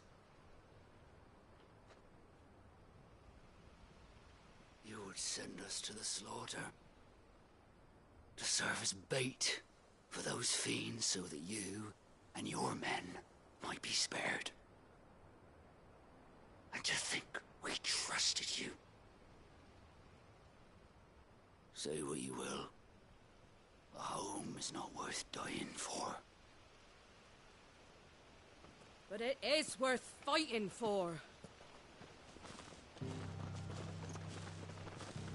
Sir Wade fights to give you lot a chance.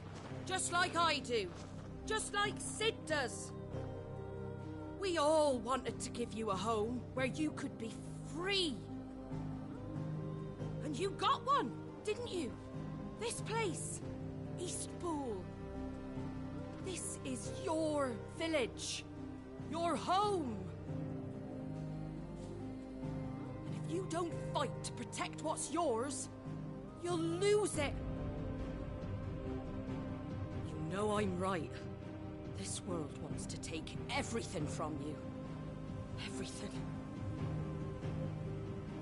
Your homes, your freedom, your very lives.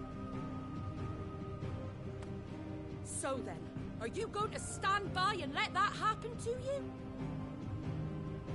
Are you going to accept fate like good little Bran did and die, having never stood up for yourselves? Or will you fight like free men and women?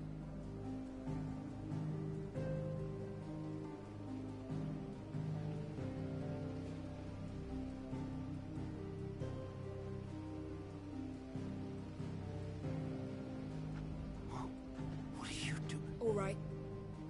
Give me a sword. never dreamt I'd have a home of my own. And now that I have, I don't want to lose it. I will protect what's mine, or die trying. We all will. Free men and women, fighting together.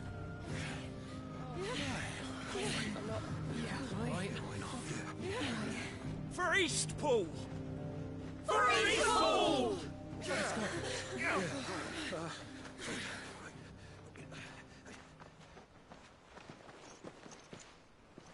Thank you, Martha. Don't mention it.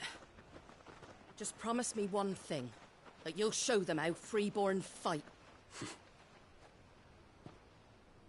Gladly.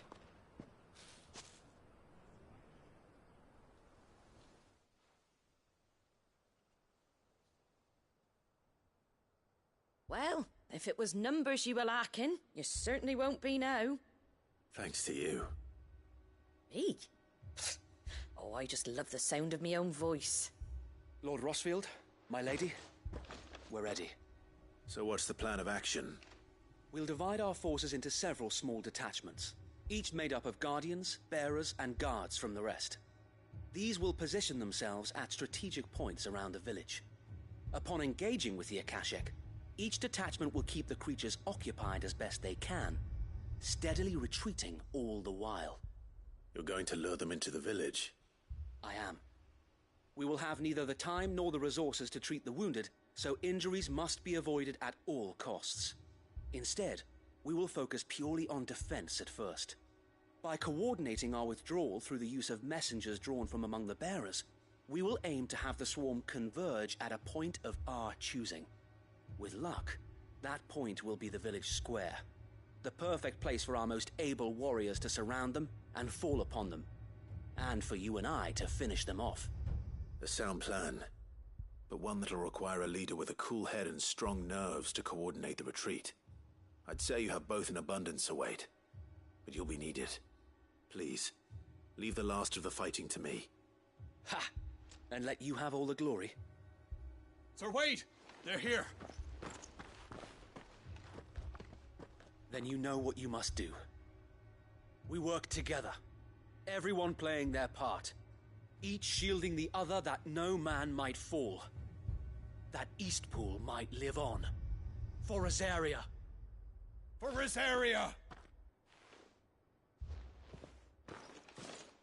We've no time to argue, my lord. I'll do as you ask. And I will do as you ask. Suppose we'd better do our bit too then, eh? Right you are, Martha.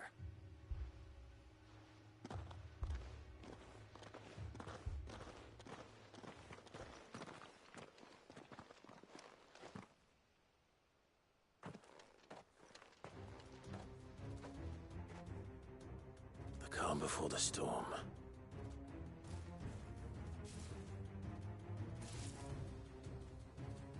And here it comes. I will not let this village fall. Stay down!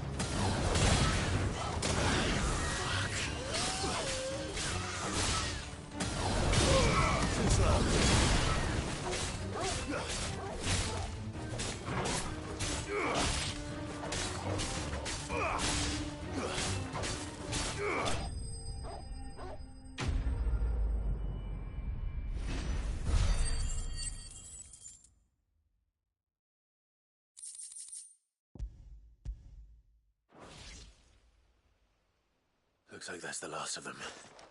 Lord Rosfield! Change of plan! What is it? Owl from the rest. An Akashic curl's been sighted on Rhiannon's ride and is headed in their direction. Well, the better half of her guard is here. So wait, how many Akashic remain in East Pool? Hard to say. My men are still facing some resistance, but I think the worst is behind us. I could order a detachment or two to fall back and... No. Let them finish the job. You stay here too, Sir Wade. Your men need you. I'll go after the Curl. Join me only when East Pool is won. If you're sure, my lord. May the Founder protect you.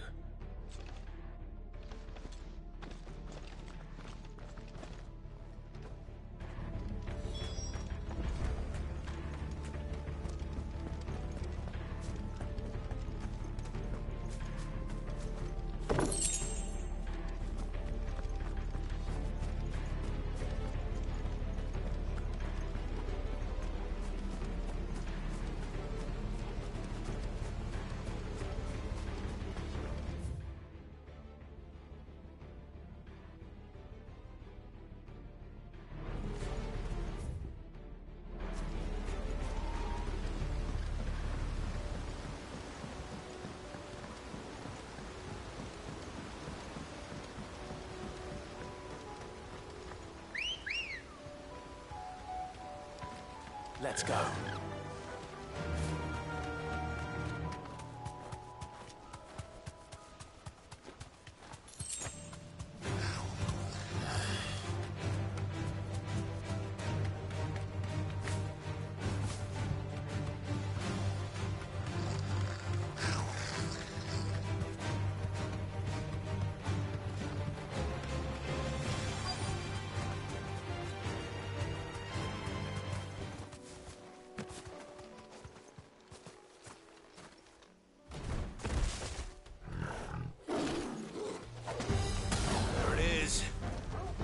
With me, Torgal.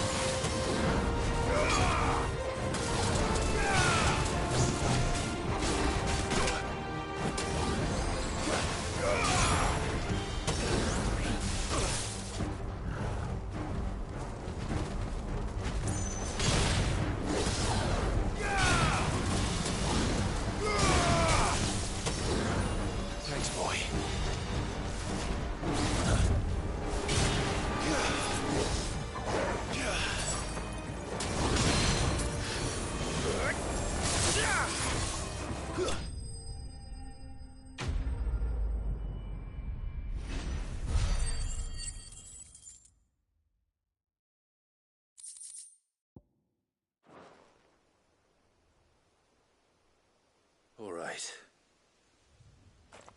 Back to East Pool.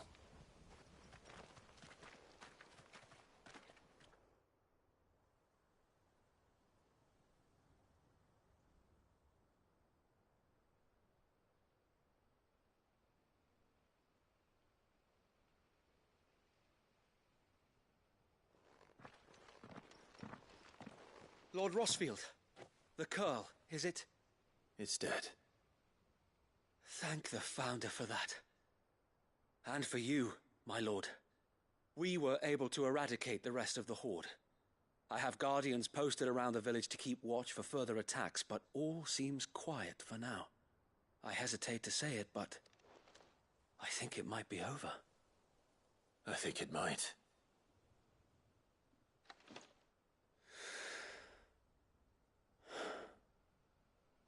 We did it. We saved Eastpool. Thank you, my friends. Thank you. No, Sir Wade. It's us who should be thanking you. You brought us together. Showed us what it means to fight for what you hold dear. We never had nothing to call our own before. We didn't know what it meant to protect it, but now we do. We really do. Forgive us, Sir Wade. You and your people saved us, and still we doubted you. But there's no doubt in my mind anymore. We're free men now, so we have to start acting like it. We have to fight to protect what's ours, to protect Eastpool. And we shall. We all shall. Together. This is our home. And if anyone or anything tries to take it away, they'll have us to answer to. Come on then. Let's get to work. This village isn't gonna rebuild itself.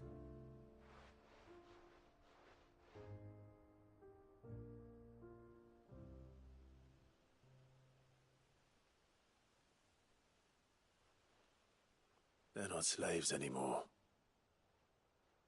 No. They're Rosarians. Your father took pity on the bearer's plight, and I believe if he was still with us today, this is what he would have wanted. I believe you might be right. I shall remain here, my lord, and do what I can to help rebuild the village. After all, this is my home now too. And I could hardly call myself an Eastpoolian if I didn't pull my weight. I think you'll find it's Eastpudlian, Sir Wade. But you should be proud all the same. I'll have to pull my weight too. Can't have the rest getting outclassed. Speaking of which, I ought to be getting back. Can we continue to count on your support, Martha? Of course, and I'll be counting on yours too. Us Rosarians have got to stick together, haven't we? Indeed we have. And Clive, come by the Golden Stables when you get the chance. I ain't paid you for delivering them seeds yet. All right. I will.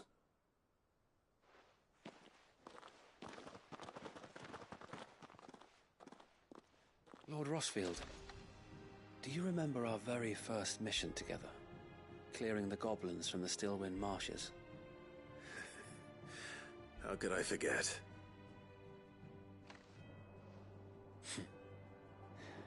There's one sight that I shall never forget. You, facing off against that giant Morble. Not a trace of fear on your face. Since that day, there have been more than a few times when I felt like giving up. When the odds seemed so stacked in the enemy's favor, I thought I may as well just lay down my sword and surrender. But every time, I would think back to the look in your eyes that day and remember what it means to be a shield. Know that whatever trials Eastpool may face, I shall never lose courage. Thanks to you. So Wade, you have always been a true shield. I know that Eastpool, and indeed all of Rosaria, will be safe in your hands. Thank you, my lord. I know the rest of the world will be safe in yours. I'll do my best.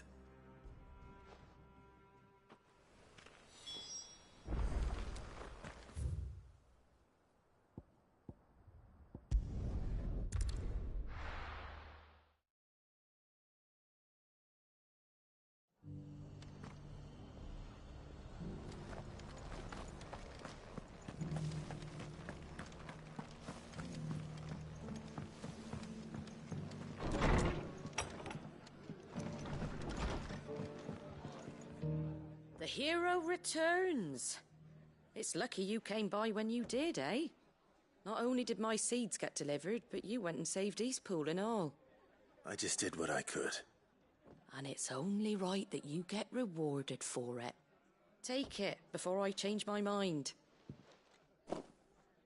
Thank you, Martha. So, Eastpool's finally back on its feet again. And a home to free bearers. Who'd have thought we'd see the day, eh? Well, it was your idea. I know that, but I never stopped to think what it would mean. Bearers in charge of themselves, thinking for themselves, working for themselves. Like your hideaway, but not even hidden away. Though I suppose the rest ain't much different nowadays. You know, bearers living free like that reminds me of when I first met Sid. Loath as I am to recall that particular day. I take it you didn't always see eye to eye. What happened? Well, if you really want to know, I started doing what I do long before I met Sid. In fact, that's how I met him. Or at least how he came to meet me.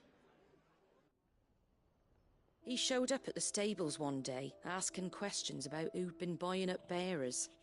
Founder knows what he thought I was doing with them. Running a hunt, poking around in their innards. Something awful, anyway. Me, I thought he was a new constable. Thought the game was up. But somehow we both managed to work out what each other was about. And before I knew it, the cheeky arse was rattling on at me about how I was doing it all wrong. After all my hard work.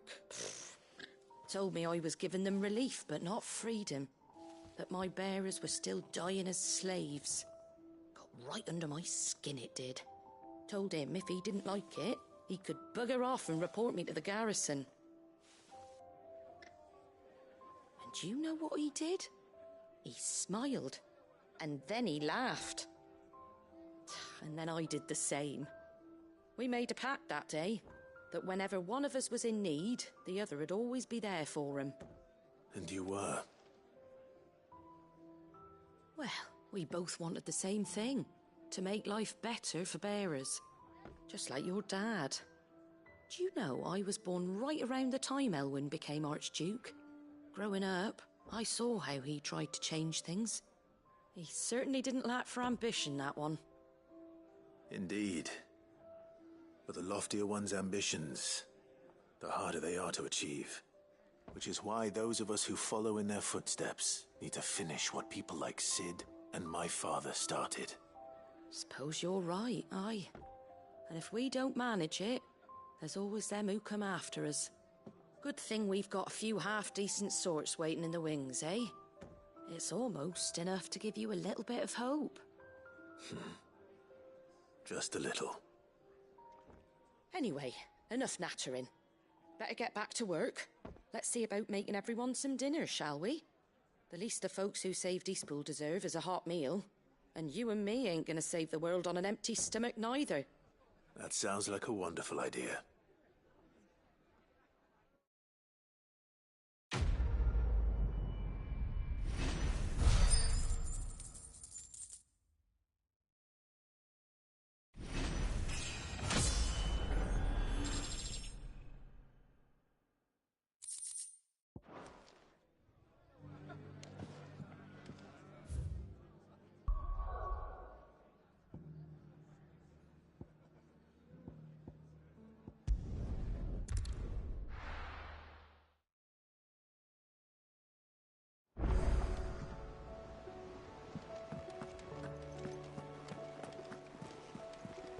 Covered in nicks and lumps, the lot of them. It's a wonder they can still walk.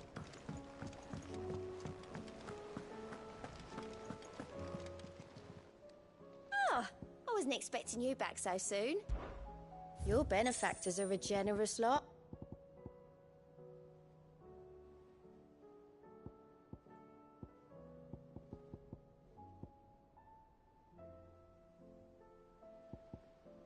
All done? Heard the bad news then, did you? What bad news? About Dravost. Blackthorn's old haunt. With the forge and all that. Well, anyway, the mines just down the road from there are spewing out ether like no one's business. And the village? Safe from the flood for now, but they've got other problems. Akashic. Every creature in the area's either turned or on the way to turning, apparently. Zoltan and the others are living on borrowed time. They need help, and quick. Doris sent a few curse breakers to keep an eye on things, but there's only so much a couple of scouts can do. Except get eaten. If something ain't done soon, the whole place will be overrun. I won't let that happen. Didn't think you would. Does Blackthorn know? I thought it might be better if he didn't. He'd only do something stupid. You reckon we should tell him? No. It's better this way. Yeah, well, I can't stand about knowing what's happening out there, so I'm off. I'll see you in Dravost.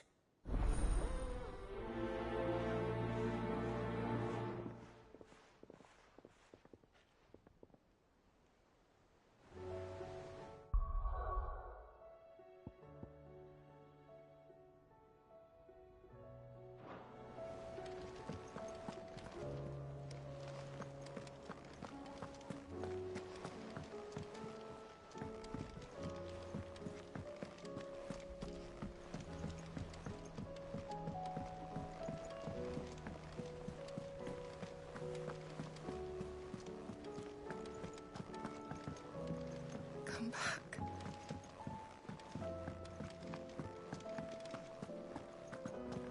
Oh, don't tell me we've run out of Papio nuts and all.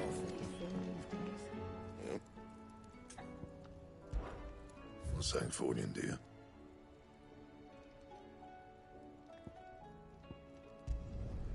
Not bad, if I do say so myself.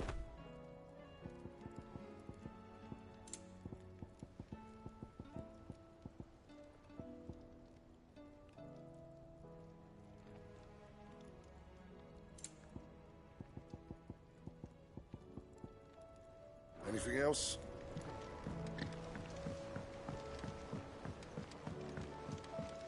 Have you tried Molly's lemon tarts? I've never had anything so delicious.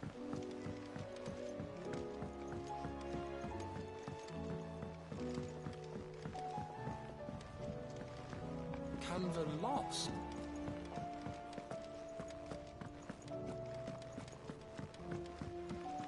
Miss, can we read Miss Editor's story for our lesson today? What a wonderful idea, Jocelyn. Let's do just that.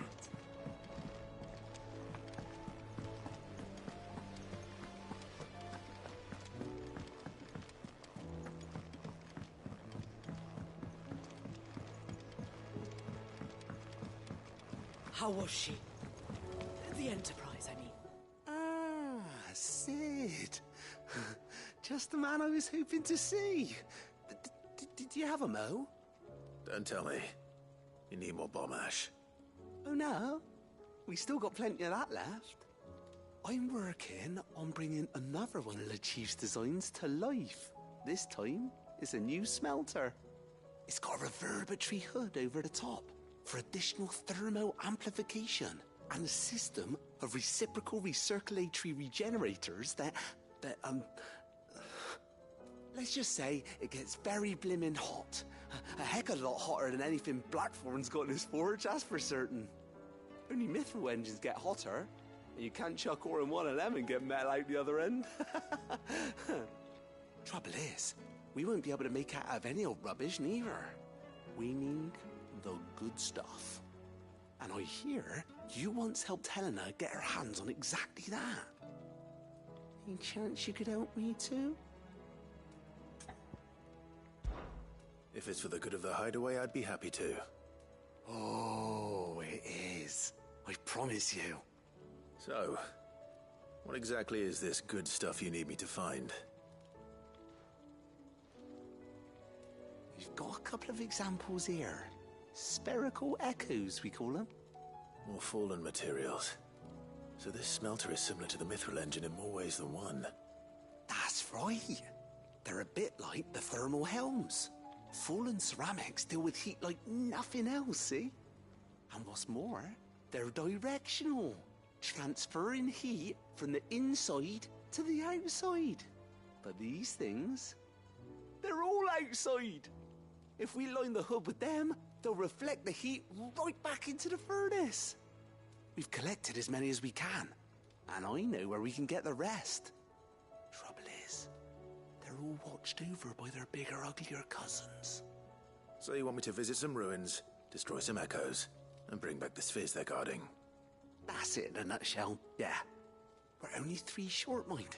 And we know exactly where they are. There's one up Amber Way, in that ruin that they call Lost Plume, and another in the Silent South, over in Dalmekia. Last one is in the ruins of Advent, which is in the Empire. All right then. Wish me luck. Will do. I'll be keeping all my fingers and toes crossed.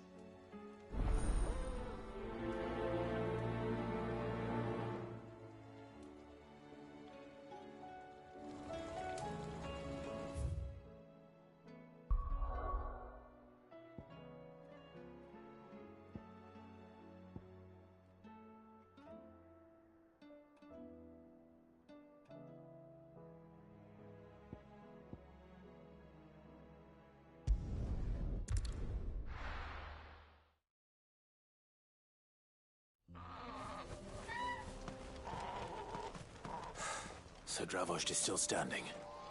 For now, at least. If you can swing a hammer, you can swing. Would you like to see my wares?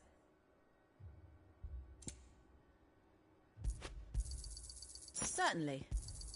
Thank you.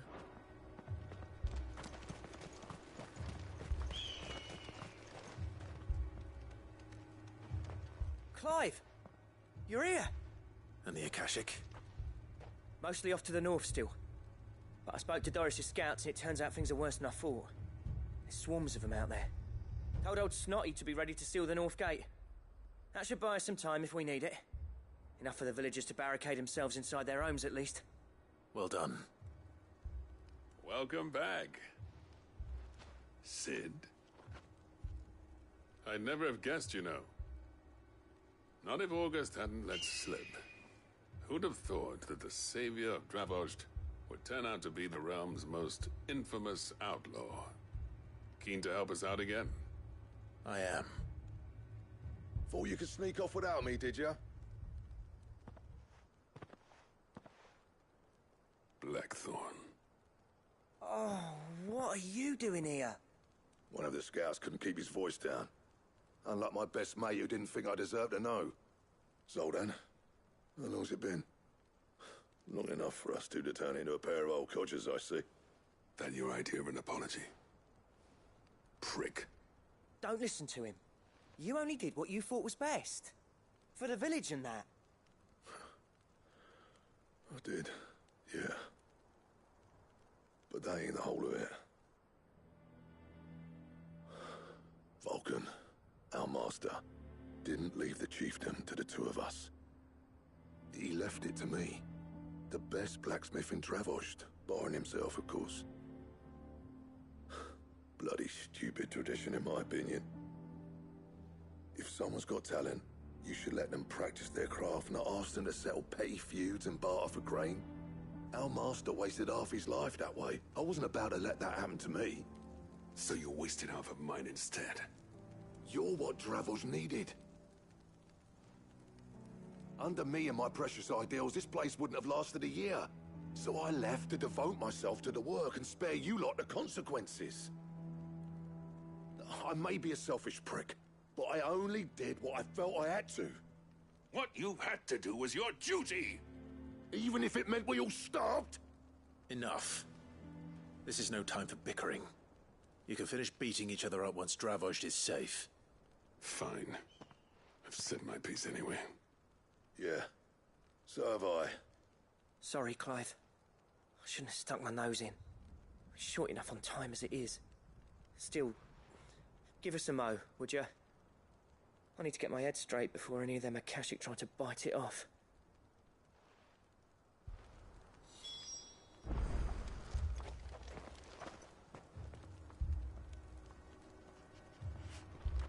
You, ready for the off, then? We can't afford to waste any more time. Right you are. Might be worth having one last word with the scouts, though. Don't want any nasty surprises, do we? Oh, and Blackthorn, you and Zoltan might be better off staying inside the... Akashic on the move. How close are they? Within sight of the walls, and there are more coming up from the mines. What was I saying about nasty surprises? They'll wash right over us if we stay out in the open. We're pulling back behind the gates. Good idea. Get yourselves inside, but keep your weapons handy. Understood.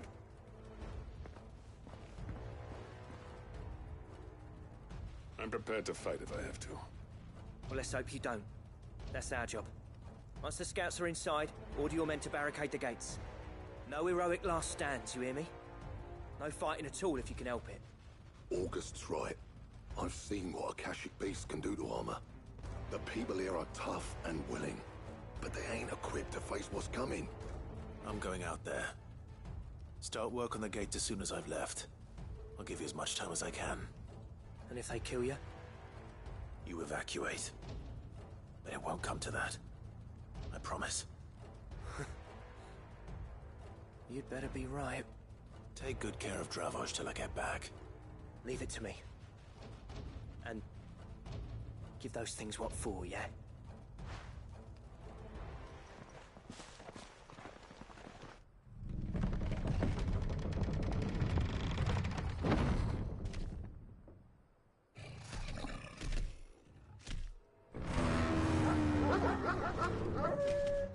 All right. Which one of you's first?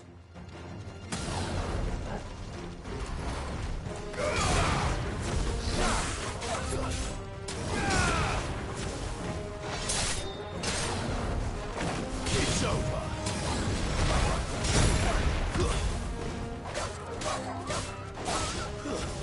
Stay down.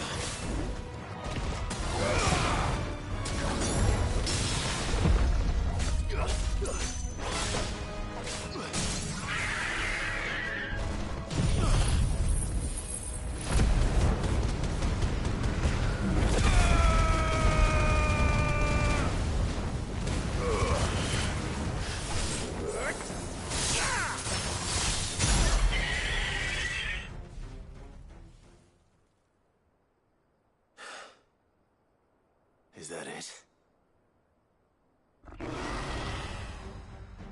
Apparently not.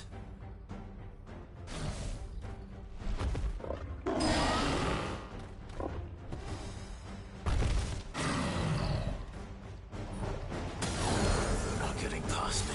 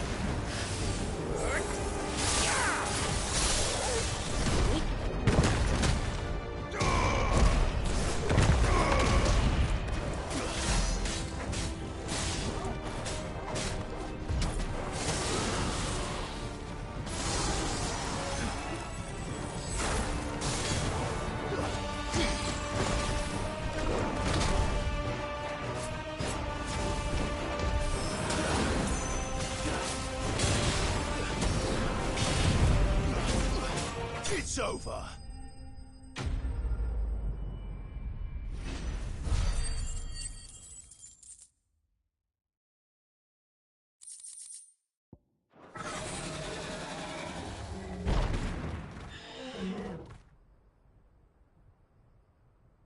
Now, the question is, did I miss any?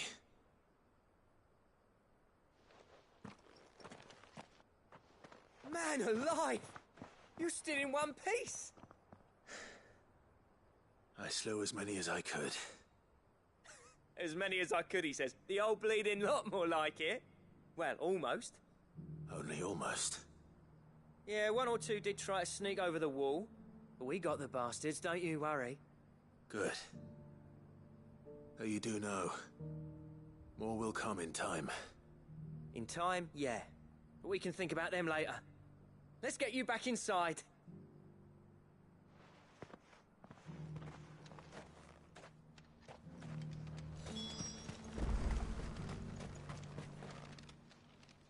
Sid!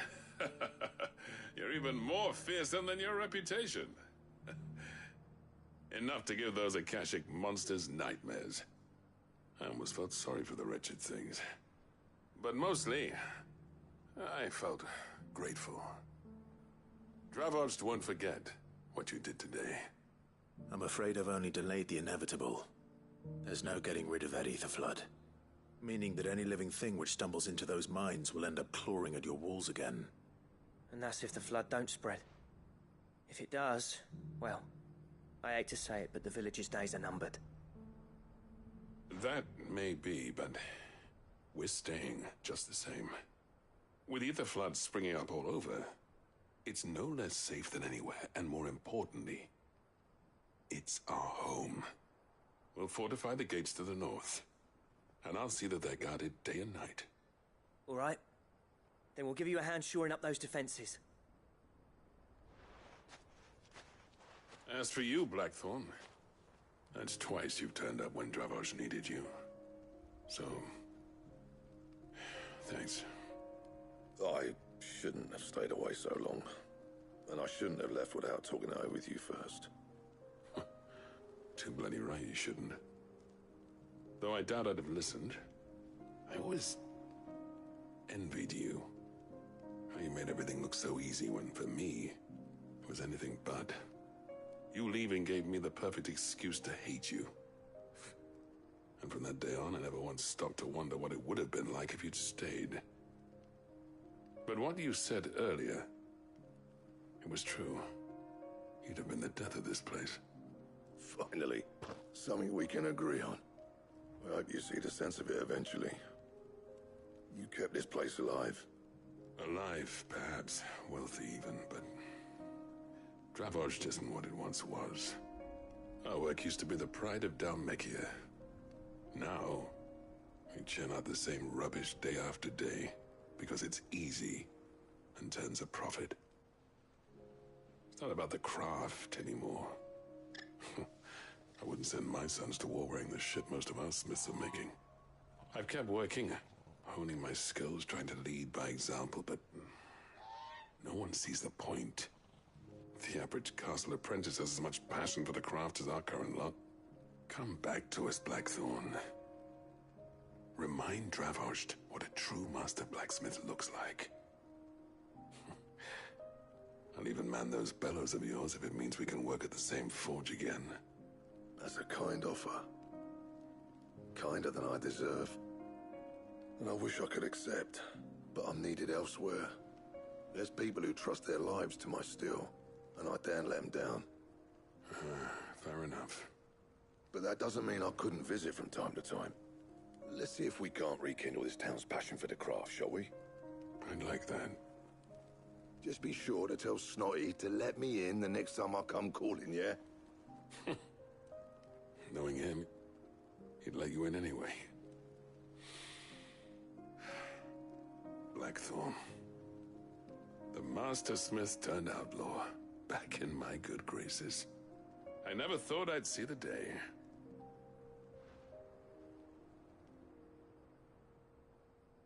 I'd say that went pretty well, wouldn't you?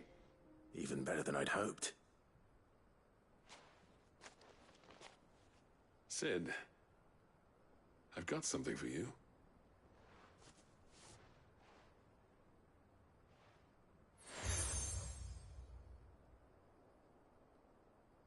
And this is? A token of our lasting gratitude. But I'm of a mind to make you a far grander gift. Designs for a certain sword have been passed down from chief to chief for generations. Now hold on, Zoltan. There's a reason no one's made that blade in centuries. There's not been a craftsman equal to the task. I'll admit your cinders make impressive steel, and I've learned to own an edge Odin will be proud of. But the engravings on that thing are enough to make a jeweler cry. And they're not just for show, either. Have you forgotten what brought you back to Dravost in the first place? Hmm? A certain ring? I knew I'd never surpass you with a hammer and tongs. So I turned my hand to a different kind of metalwork.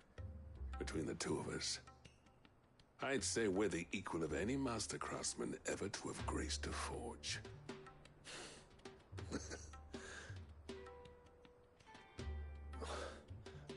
You know what? I think you might be right. Clive, you wouldn't mind if Zoltan came back to the Hideaway, would you? He's more than welcome. As long as he can keep our secret. Right. Zoltan, get your tools. We've got a legend to forge.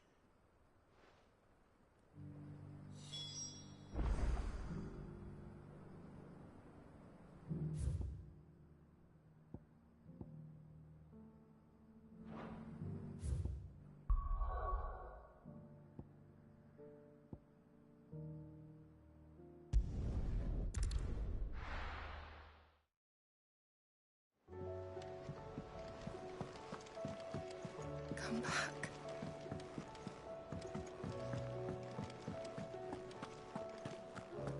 Oh, don't tell me we've run out of papio nuts and all. Ah, the man himself. We were just about to make a start on that sword I promised you. It's funny, but none of this would have been possible without your help. You remember Camille? We'll be using his leatherwork for the grip. The steel, meanwhile, will be tempered in a fire, burning the cinders you charmed out of old Zoltan here. And that whetstone from the Outer Isles, that'll be what gives the blade its edge. And the final flourish will be my talented colleagues' engraving. A team effort led by the greatest blacksmith alive. Now, save that talk till the thing's finished, yeah? Right. I'm ready if you are. To the bellows it is, then.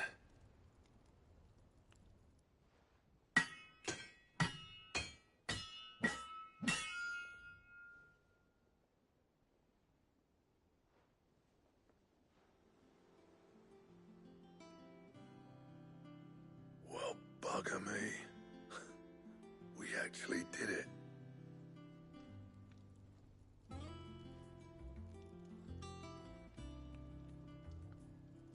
The sword to end all swords. Ragnarok. It's quite something. I, trust you'll take good care of it. Thank you. Both of you. So, does this make you pair the greatest craftsman alive, then? This? Nah. This was just following the footsteps of the greats of old. It'll take more than that to earn us our place in history. But we're up for the challenge. Here. A list of materials. Zoltan and I got talking on the long road back from Dravost. We reckon with those items there, we could craft something even better than the Ragnarok. Something worthy of a legendary outlaw like yourself. That's a weapon I'd like to see. You leave this list with me. I was hoping you'd say that. One legend at a time, eh, lads? Before you start on the next, who fancies raising a cup to Friendship Reforged? Good idea. No more drinking to forget my past. It's about time I had something to celebrate. Then tap the kegs! Vulcan's boys are on their way!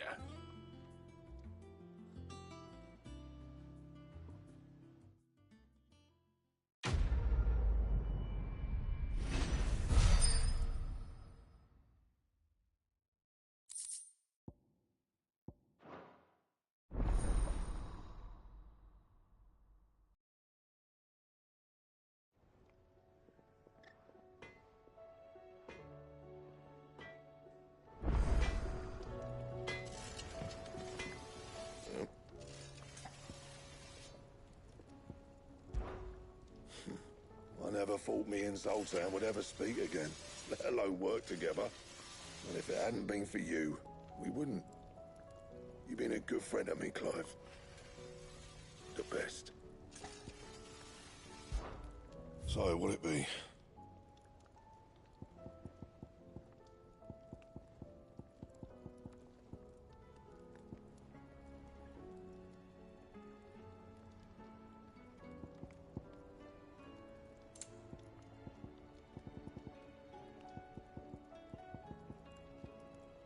And?